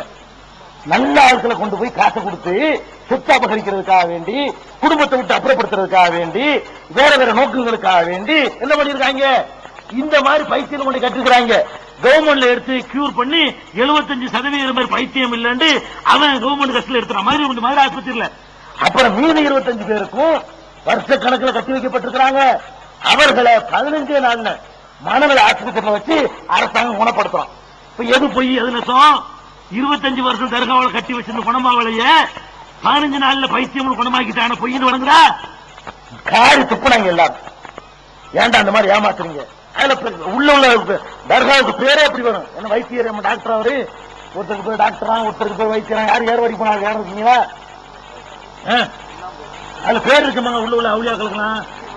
ஹக்கீம் டாக்டரா, ஹக்கீம் டாக்டர் டாக்டரா, ஒருத்தர் கம்பவுண்டரா. அதுல இன்னைக்கு நைட்டு கூட பாருங்க, இன்னைக்கு நைட்டு கூட இது என்ன மார்க்கம் இது? இந்த பைத்தியத்தை குணமாக்குறதுக்கு இந்த மகான்ட்ட எந்த சக்தி யாரு கொடுத்தா? பேய் நினைச்சிட்டு போறாங்க. இஸ்லாத்துல பேய் கிடையாது, முதல் விளங்கிடும். பேய்னா என்ன? இறந்து போன ஆவி வந்து பிடிக்கிறதுன்னு பேய். ஒரு முஸ்லீமுக்கு வந்து கொஞ்சமாச்சு இஸ்லாம் தெரிஞ்சா இறந்து போன ஆவி வர நம்புவானா? இஸ்லாமிய அடிப்படையில மூத்தா போன ஆவி இந்த உலகத்துக்கு வருமாங்க? நல்ல ஆவியா இருந்தாலும் கெட்ட ஆவியா இருந்தாலும் அல்லாஹ்வுடைய கண்ட்ரோல்ல இருக்குது. நல்ல ஆவியா இருந்தா அல்லாஹ் கேள்வி கேட்பான் மலக்க விட்டு, யார் உன்னுடைய இறைவன், யாரு ரசூல், யாரு உன்னுடைய வேதம் என்ன, உன்னுடைய மார்க்கம் என்ன கேட்பான். சரியான பதில் அவர் சொல்லிடுவாரு. சொன்ன உடனே அவருக்கு கிடைக்கக்கூடிய பாக்கியத்தை நான் அங்க எடுத்து காட்டுவான். எடுத்து காட்டி இதான் உனக்கு கிடைக்கக்கூடிய பாக்கியம். அப்ப அந்த நல்லடியார் சொல்லுவாரா, நான் கொஞ்சம் வீட்டுக்கு போய் சொல்லிட்டு வந்துடுறேன், அர்ஜுவியில அகலி வீடு வரைக்கும் போய் சொல்லிட்டு வந்துடுறேன்னு கேட்பாரான். உங்களுக்கு பெரிய பாக்கியம் கிடைச்சிருக்கிறேங்க, என் பொண்டாட்டி பிள்ளைகள் தான் சொன்ன சந்தோஷப்படுவாங்க, அல்லா பரிசு நான் தேறிட்டேன், அல்லா என்னை பாத்தாக்கிட்டான் அப்படின்னு சொல்லிட்டு வர்றேன்னு இவர் கேட்பார். அப்ப மலக்கள் சொல்லுவாங்க, அது நடக்காது, வந்துட்ட போயல, அதனால கேட்டுட்டே தான் இருப்பேன், தூங்க பேசாம தூங்க வச்சிடுறாங்க. எது வரைக்கும் தூங்க வைக்கிறாங்க? அல்லாஹ் எழுப்புற வரைக்கும் தூங்க வைக்கிறாங்க. புகாரில் வரக்கூடிய ஹதீஸ், ஹத்தா ஐக்கலக அல்லாஹு நீ மவுஜைக்க ஹாதா, நீ படுத்திருக்கிற இந்த இடத்துல இருந்து அல்லாஹ் எழுப்புற வரைக்கும் தூங்கு, புது மாப்பிள்ள மாதிரி தூங்கு. அப்ப நல்லடியார் தூங்கிட்டு இருக்கிறார். வருவாரா? தூங்கிட்டு இருக்கிறார். எது வரைக்கும் தூங்குறாரு? கியாமத் நாள் வரைக்கும் தூங்குறாரு. அப்ப எந்த அவுலியாவும் எந்த மகானும் எந்த நல்லடியாரும் இந்த உலகத்துக்கு வர முடியாது. கெட்டவனாச்சு வருவானா? அவன் வரமாட்டான். ஏன்? கெட்டவனா இருந்தா கேள்வி கேட்பாங்க வழக்கு, பதில் சொல்ல முடியாது. என்ன பதில் சொல்லுவான்? ஹா ஹா லா தெரியுமா, ஐயோ எனக்கு தெரியலையேன்றான். தெரியலையா?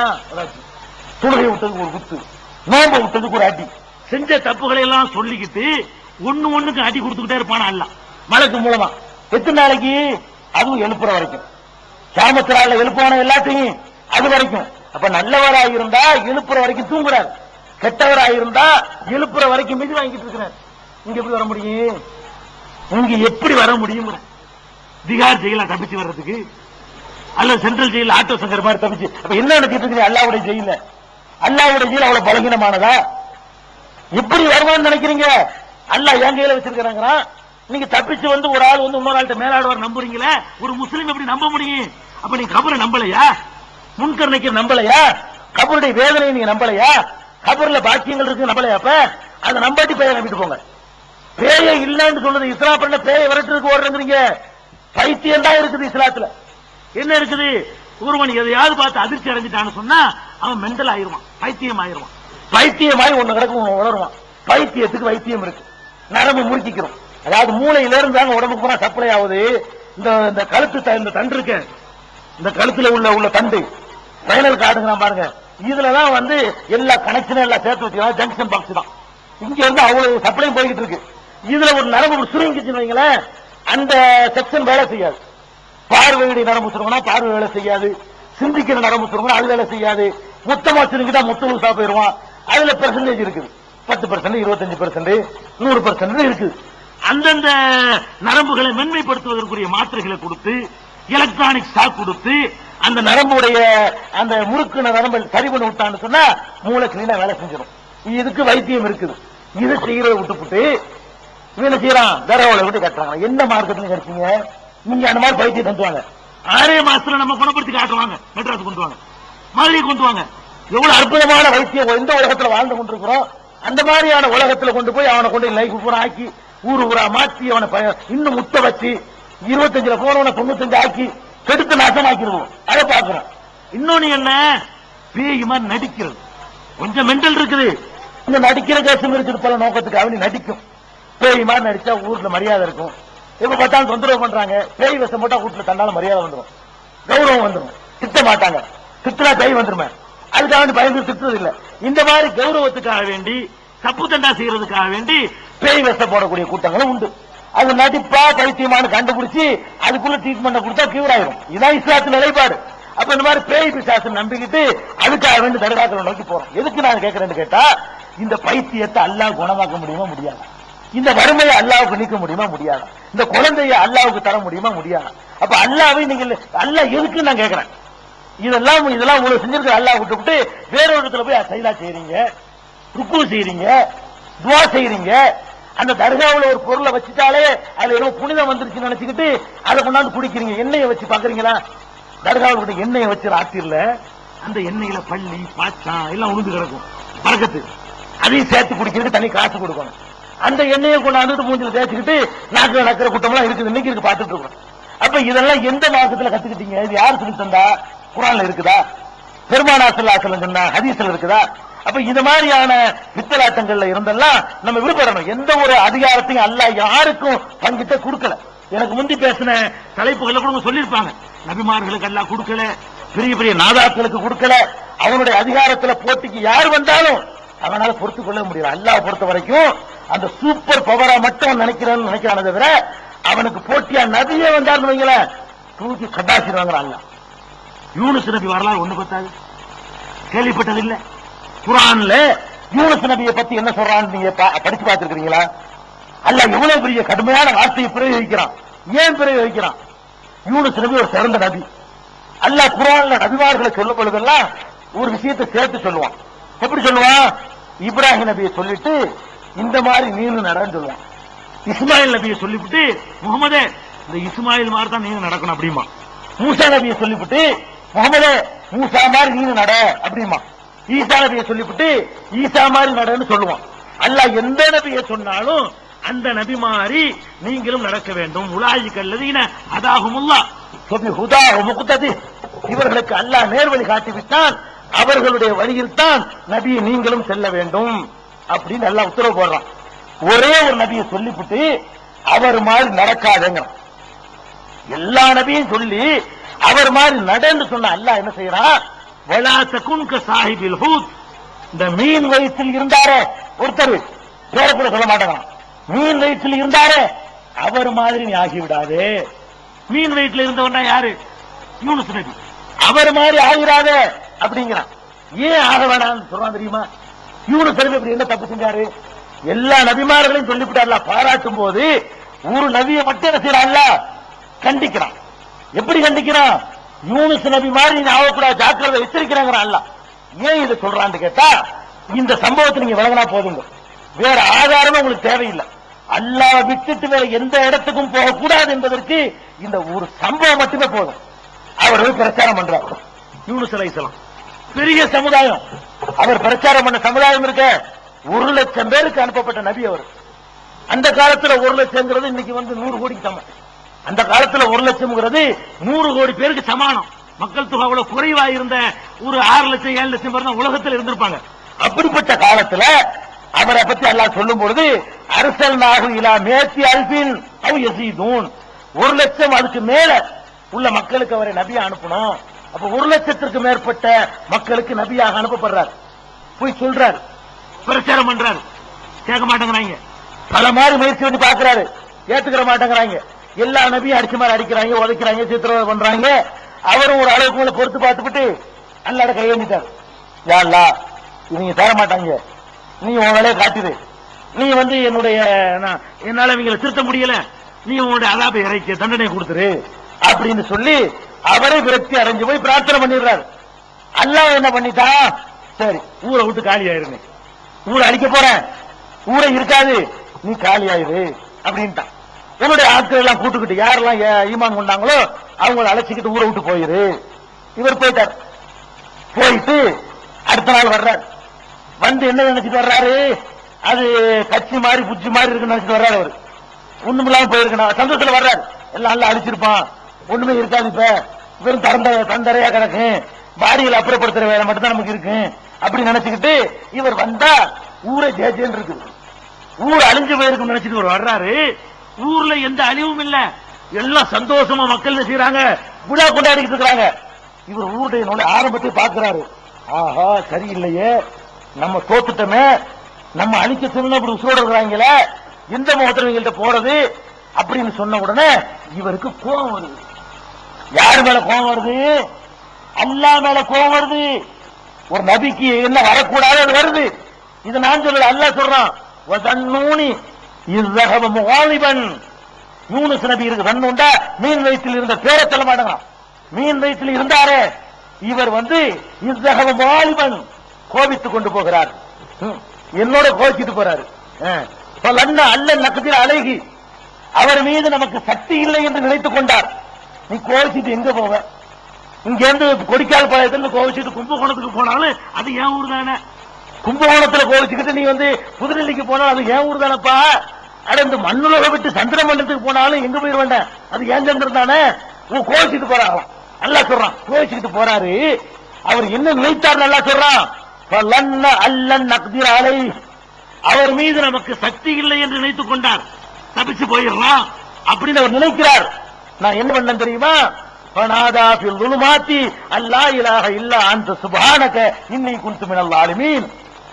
அவரை பல இருள்களிலே போய் சிக்க வைத்து லா இலாஹ இல்லா அன்த சுப்ஹானக இன்னி குன்து மினல் ஸாலிமீன் என்று அழைக்க வைத்து விட்டேன். இறைவா, நான் அநியாயம் செஞ்சிட்டேன், நீதான் தூய்மையானவன், என்னுடைய பாவத்தை மன்னிச்சிரு அப்படின்னு கேட்க வச்சுட்டேன் அப்படின்னு நல்லா சொல்லி காட்டுறான். என்ன விஷயம்?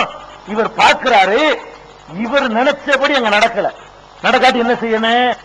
அல்லாஹ்வுக்கு அதிகாரம் இருக்குன்னு ஒத்துருக்கணும். அல்லாஹ் ஒண்ணு மட்டும் சொல்லுவான், அதை விட ஒரு நோக்கத்துக்கு அதை மாத்துவான். அதை நம்ம சொல்றதை கேட்க அடிமையா? அவன் சொல்றதை கேட்கிற அடிமை நம்மளா? நம்ம சொல்றதை கேட்கிற அடிமை அவனா? இது அவருக்கு விளங்கல. விளங்கலன்னு அல்லாஹ் சொல்றான், நானா சொல்றேன். இது அவருக்கு விளங்கல. விளங்காம என்ன செய்யறாரு? இப்படி சொல்லிவிட்டு நம்மகிட்ட அழிக்கிறேன்னு சொல்லிவிட்டு காப்பாற்றுறது. ஏன் காப்பாத்தலாம் தெரியுமா? இவர் போன உடனே ஊர் மக்கள் எல்லாம் கூடுறாங்க. கூடி அந்த அறிகுறி தெரியுது, ஒரு செம்மேகம் வருது. இவர் சொல்லிட்டு போன அறிகுறி எல்லாம் வருது. அழிவு நெருங்கிருச்சு, யூனுஸ் சொன்னது கரெக்டுப்பா, நம்ம இப்ப தெரிஞ்சிருவோம்னு சொல்லி, யா அல்லாஹ் நாங்க தப்பு பண்ணிட்டோம், யூனுஸ் பேச்ச கேட்காம விட்டுட்டோம், அவர் வந்தா நாங்கள் வரவேற்க தயாரா இருக்கிறோம், உன்னை நாங்கள் கடவுளா ஏத்துக்கிறோம்ல அப்படின்னு சொல்லி ஒரு கடவுளை எல்லாரும் நம்பி அல்லாட்ட துவா செஞ்சிட்டாங்க. அல்லாஹ் அதை பாப்பானா இவர் சொன்னது கேட்பானா? இப்ப திருந்துட்டாங்க மக்கள். அல்லாஹ் நம்ம காப்பாத்திட்டான். இவர் ஒரு நபிங்கிற முறை என்ன பண்ணிருக்கானே?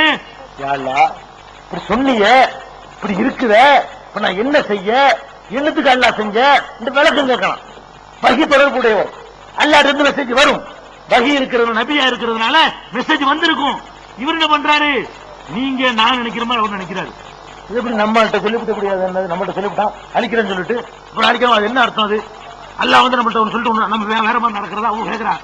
அல்லாஹ் உங்கள்ட்ட சொன்னா அப்படி நடக்கணுமா இப்படின்னு நினைச்சுக்கிட்டு போனவன அல்லாஹ் கோவம் என்ன செய்யறான்? இவர் மாதிரி நீ ஆகாத, இதோட நிறுத்திக்கிட்டா பரவாயில்ல. இன்னொரு இடத்துல சொல்றான், கடுமையான வார்த்தை, லவ்லா அன் ததாரகஹு நிஅமத்தும் மின் ரப்பிஹி லநுபித பில் ஆராயி வஹு மதுமூம். என்னுடைய அருள் மாத்திரம் அவருக்கு கிடைக்கவில்லை என்று சொன்னால், போனா போவது என்று நான் மன்னிக்கவில்லை என்று சொன்னால், அவரை வெட்ட வெளியிலே இழிவானவராக தூக்கி கடாசி இருப்பேன். அல்லாஹ் சொல்றான், அவரை தூக்கி கடாசி வெட்ட வெளியில வீசி எறிஞ்சி இழிந்தவரா என்ன நபி பட்டத்தெல்லாம் பறிச்சுக்கிட்டு சாதாரண ஆக்கியிருப்பேன்.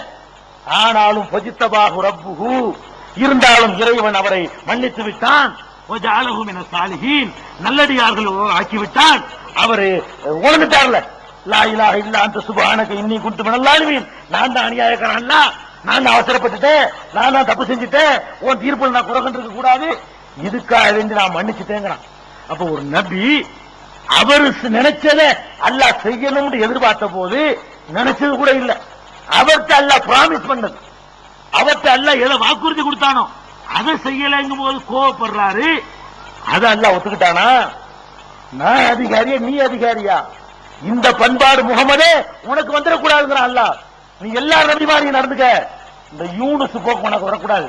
நீ நினைக்கிற நான் ஆட்டாம ஆக்குவேன், உன் கோரிக்கைகளை புறக்கணிப்பேன், அப்ப கூட எனக்கு நீ கட்டுப்பண்ணுமே தவிர யூனுஸ் மாதிரி நீ சொல்லக்கூடாது. ஒரு நேரத்தில் ரசூல் ஸல்லல்லாஹு அலைஹி வஸல்லம் கூட அவசரப்பட்டு யூனுஸ் அலைஹிஸ்ஸலாம் அளவுக்கு இல்லாட்டாலும் அந்த வகையை சேர்ந்த ஒரு வார்த்தை யூஸ் பண்ணிடுறாங்க. அப்பவும் கண்டிச்சான், அப்ப விட்டு கொடுக்கல. என்ன பயன்படுத்துறாங்க? உஹது போர்க்குளம் நடந்து உக்கிரமா நடக்குது. உஹது போர்ல பெருமானார் ஸல்லல்லாஹு அலைஹி வஸல்லம் தாக்கப்படுறாங்க. பாட்டுல எல்லாம் படிப்பாங்க, பல்லுடைந்த நேரத்திலும் எங்கள் பெருமான பகைவர்களை சபிக்கவில்லை எங்கள் பெருமானு போய் சொல்லுவாங்க. வணங்களா, பல்லுடைஞ்ச நேரத்திலையும் பகைவர்களை சபிக்கலன்னு சொல்லிட்டு பண்ணுவாங்க. சபிச்சாங்க ரசூல் ஸல்லல்லாஹு அலைஹி வஸல்லம். அந்த பொருள் என்னதாங்க, பல்லுடைஞ்ச நேரத்துல ரசூலுல்லாஹ் கோவம் வந்துருச்சு. கோவம் வந்து என்ன பண்றாங்கன்னு கேட்டா, கைஃப யுஃப்லிஹு கௌமுன் சஜ்ஜு நபியஹும், நபியுடைய முகத்தில் இரத்த காயத்தை ஏற்படுத்தியவர்கள் எப்படி உருப்படுவான், எப்படி வெற்றி பெறுவான் அப்படிங்கிறாங்க. எப்ப சொல்றாங்க, அந்த வெட்டுப்பட்ட பல்லுடைஞ்சதுன்னு சொல்லக்கூடாது, அதுவே தப்பு. அந்த வரலாறு முதல் தப்பு. பல்லு உடையல, பல்லு உடைஞ்சா பெரிய விஷயம்லாம் கிடையாது. ரசூல் ஸல்லல்லாஹு ஏற்படுத்தப்பட்ட அந்த வெட்டு இருக்குதே, அது ரொம்ப சிம்பிளா சொல்லிட்டு போயிடுறாங்க. உஹது போர்க்களத்தில் என்ன நடந்துச்சுன்னு கேட்டா, அதாவது இரும்பு தொப்பி போடுவாங்க இல்லையா போர்க்களத்துல, இரும்புலயே தொப்பி இருக்கும். இதுக்குன்னா வால் வச்சுனா படக்கூடாதுங்கிறதுக்காக வேண்டி அந்த தொப்பில இருந்து என்ன செய்ய முடியும் கேட்டா, சங்கிலி சங்கிலியா போட்டிருப்பாங்க. இப்படி எதுக்காக வேண்டி, அது மூஞ்சில படக்கூடாது. இப்படி வெட்டினான்னு வைங்களேன், சங்கிலி மேலதான் படும். இந்த ஊஞ்சலுக்குலாம் போடுவீங்களா செயின் சங்கிலி, அந்த மாதிரி சங்கிலியை போட்டு இப்படி கட்டியிருப்பாங்க. தொப்பில சங்கிலி சங்கிலியா கோர்த்து இப்படி கட்டியிருப்பாங்க. அதை கட்டின போது மூஞ்சில வெட்டினான்னு வைங்களேன், அந்த சங்கிலி மேலதான் படுமே தவிர அறுத்துக்கிட்டு உள்ள போவாங்க. அந்த மாதிரி ரசூல் ஸல்லல்லாஹு அலைஹி வஸல்லம் போட்டிருக்காங்க. போர்ல எல்லாரும் போடுற மாதிரி. அவங்க தளபதி மாதிரி உட்கார்ந்துட்டு இருக்க மாட்டாங்களே, களத்துல இறங்கி யுத்தம் செய்வாங்க. அந்த மாதிரி வாழ் சொல்லிட்ட யாருக்கும் முடியாது. இன்னும் சொல்ல போனா அபூ சுஃபியான் சொல்றாரு, நாங்க போர் விக்கிரமா எதிரிகள் திரண்டு வரும்போது ஒரு சரியான ஆளுக்கு பக்கத்துல போய் நின்றுக்கிறோம்ல, நம்ம கூட இந்த கபடி விளையாடும் போது நம்மள பிடிக்க வருவான்ல, சரியான ஆளுக்கு பக்கத்துல நின்றுக்கிறோம். அவன் சேர்ந்து பிடிச்சிருவான்ல, லேசமா அதர் ஆளு பக்கத்துல நிக்க மாட்டோம், கூட்டிட்டு ஓடி போயிருவாங்க. வெயிட்டான ஆளு அந்த பக்கம் நம்ம நிப்போம். போர்க்களத்தை இப்படி செய்யற வழக்கம். இவருக்கு பின்னாடி நின்றா நம்மள அடிச்சு போடுவாங்க, இவருக்கு பின்னாடி நின்று அடிக்க மாட்டாங்க. அபூ சுஃபியான் சொல்றாரு, நாங்க போர்க்களத்துல யாருக்கு பின்னாடி நின்று எங்களை காட்டுக்கிறோம் தெரியுமா, ரசூலுல்லாஹ் பின்னாடி நின்றுக்கிறோம். அந்த வேகமா அந்த சுழற்சியை பார்த்துவிட்டு கிட்ட ஒன்பது எழுத முடியாது. நாங்கெல்லாம் ஏமாத்திரம் ஒண்ணுமில்ல. நாங்கெல்லாம் நம்ம ரசூலுல்லாஹ் தஸ்பீஹ் ஒண்ணு கொடுத்தாங்க, இவன் நினைச்சிட்டு இருக்கான். ரசூலுல்லாஹ் அந்த உடனே 1.5 முழத்துக்கு துப்பா போட்டு முழங்கால கீழே ஒரு 14 முழு தலப்பா கட்டிக்கிட்டு இப்படி ரசூலுல்லாஹ் அப்படி இருக்கவே இல்ல. மாவீரர் அந்த வாளை எடுத்து சுழட்டினா அந்த சுழற்சிக்கு முன்னாடி எவனும் நிக்க முடியாது. ஊர்ல தலைகள் எல்லாம், நீ சினிமாவில் உள்ள கதாநாயகி நாடு போயிட்டு இருக்கிற, அது வந்து அவங்களதான் அசத்துனா சுஜாத்தன், எங்கள்லயே பெரிய மாவீரராக அவரைத்தான் காண்போம். அலி சொல்றாரு ஒரு காலத்துல, அந்த போர்ல நின்றுட்டா நின்று எடை போட்டு பார்த்தான்னு வைங்களேன், இவர் யாரா இந்த போடு போடுறாரு அப்படின்னு நினைக்கிற மாதிரி இருக்குமா. நம்ம விளங்காம அலி வீரர் உமர் வீரருமோ, அதெல்லாம் வீரர் தான், ரசூலுல்லாஹ் கீழே தான். அவ அலிய சொல்றாரு, இத நம்ம எல்லாம் ஏமாத்துறங்க. அந்த மாதிரி வாழ் பிடிக்கிறதுக்கு யாருக்கும் தெரியாது. பெரிய மாவீரர் குதிரையில ஏறி அந்த ஆரோகணிச்சு போறதுக்கு அந்த மாதிரி யாராலையும் போக முடியாது. அப்படிப்பட்ட மாவீரர் பெருமானார் ஸல்லல்லாஹு அலைஹி வஸல்லம் வீரமா அத்துணிமா எதுலையும் குறைச்சல கிடையாது. ஒரு முறை வீட்டுல எல்லாம் படுத்து கிடக்குறாங்க, ஊர்ல படுத்து கிடக்கும் பொழுது ஒரு எதிரி கூட்டம் வர்ற மாதிரி ஒரு சத்தம் கேட்குது. எதிரி கூட்டம் அந்த காலத்துல சத்தம் கேட்கும், இந்த காலத்துல கேட்காதீங்க. இறைச்சல் அதிகமா போச்சு. ராத்திரி பகலா கார் ஓடுது, டிவி ஓடுது, அது ஓடுது, இது ஓடுது, நிசப்தமா எதுவுமே இல்ல. அந்த காலத்துல எல்லாம் மாயவரத்துல வெடி வேட்டு போட்டானா கொடிக்காலப்படத்து கேட்கும். அந்த காலத்துல இந்த மாதிரி சாமான்கள் இல்லாத காலத்துல, அதனால நகர அடிச்சு தொழுகை கூப்பிட்டுருக்காங்க அந்த காலத்துல. இப்ப நகர அடிச்சா 4 வீட்டு கேட்காது. இப்ப நகர அடிச்சா 4 வீட்டு கேட்குமா? அந்த காலத்துல தொம்பு அடிப்பாங்க, அதை கேட்டு பள்ளியத்துக்கு வந்துருவாங்க அந்த காலத்துல. அப்ப சத்தம் வருது, ஊர் மக்கள் எல்லாம் பதறிக்கிட்டு, ஊர் மக்கள் எல்லாம் பதறிக்கிட்டு செய்யறாங்க, ஓடி வர்றாங்க. என்ன செய்யறா தெரியலையே, எதிரிகள் படையெடுத்து வர்றாங்களே அப்படிங்கிற மாதிரி பதறிக்கிட்டு ஓடி வர்றாங்க. யாரு? மக்கள், ஊர் மக்கள் தான். ரசூலுல்லாஹ் காணோம். தலைவர் அவர்ல முத வந்து நிக்கணும், இந்த பார்த்து ரசூலுல்லாஹ் வரல இருக்கிறாங்க. கொஞ்ச நேரம் சென்று பார்த்தா எந்த பக்கம் இந்த சத்தம் வருதோ அங்க ரசூலுல்லாஹ் தனியா வந்துட்டு இருக்காங்க. குதிரையில வர்றாங்க. ஊருக்கு வந்து அவங்க ஓடி போயிருக்காங்க. சத்தம் கேட்ட உடனே குதிரையில உட்கார்ந்து அப்படி ஜிலுண்டு பறந்து போய் பார்த்துட்டு வந்து லம் துரா பயப்படாதீங்க பார்த்து வந்துட்டேன். ஒண்ணுமே எதிரெல்லாம் இல்லைங்கிறாங்க. அந்த மாதிரியான மாவீரராக பெருமானார் ஸல்லல்லாஹு அலைஹி வஸல்லம் திகழ்ந்தாங்க. அவ உஹது போர்ல யுத்த களத்துல நிக்கும் பொழுது எதிரியுடைய வாள் பட்டு என்ன ஆச்சு தெரியுமா? அந்த செயின் இருக்குல்ல, அந்த செயின் உள்ள பாதி வாய் போச்சு, பாதி இப்படி போச்சு, பல்லு உடையல, அதெல்லாம் தாண்டுறது. கடவை அறுத்துக்கிட்டு அந்த செயின் உள்ள போய் சிக்கிருச்சு. அதுல கொட்டி போய் தான் மூத்தா போயிட்டாங்க நினைச்சாங்க, வாயே போயிடுச்சுங்க. இப்படி அறுத்துக்கிட்டு வந்து செயினை மீறி போய் இவ்வளவு வெட்டா இருக்கும், பயங்கரமான வெட்டுறான். அந்த செயினை அறுத்துக்கிட்டு உள்ள போய் செயின் உள்ள பதிஞ்சு போய் அப்படி பொழந்து நிக்கிறது வாய். அதுலதான் மூர்த்தியாய் விழுந்துடுறாங்க, மூத்தா போயிட்டாங்கன்னு நினைக்கிற அளவுக்கு அந்த வேதனை தாளாம தான் சொன்னாங்க, கை போய் எப்படி என்னை போய் ரத்த காயம் ஆக்கிட்டாங்களே, இவங்க எப்படி ஜெயிப்பாங்க அப்படின்னு சொல்லிவிட்டாங்க. ஒரு வார்த்தைய மூர்ச்சியெல்லாம் தெரிஞ்சு எந்திரிச்சு உட்கார்ந்தவன அல்லாஹ் இருந்து வகி வருது, லைஸலக மினல் அம்ரி ஷைஉன், முகமது அதிகாரத்தில் உமக்கு எந்த பங்கும் இல்லை. அல்லாஹ் சொல்றான், என்ன வெற்றி பெறது ஏன் அதிகாரம் விளையாது, உன்னை அடிச்சு விட்டா தோத்துருமாங்க, உன்னை அடிச்சவனை வெற்றி பெற வைக்குவேன் இந்த உலகத்துல, உன்னை தோக்கடிக்க வைப்பேன்.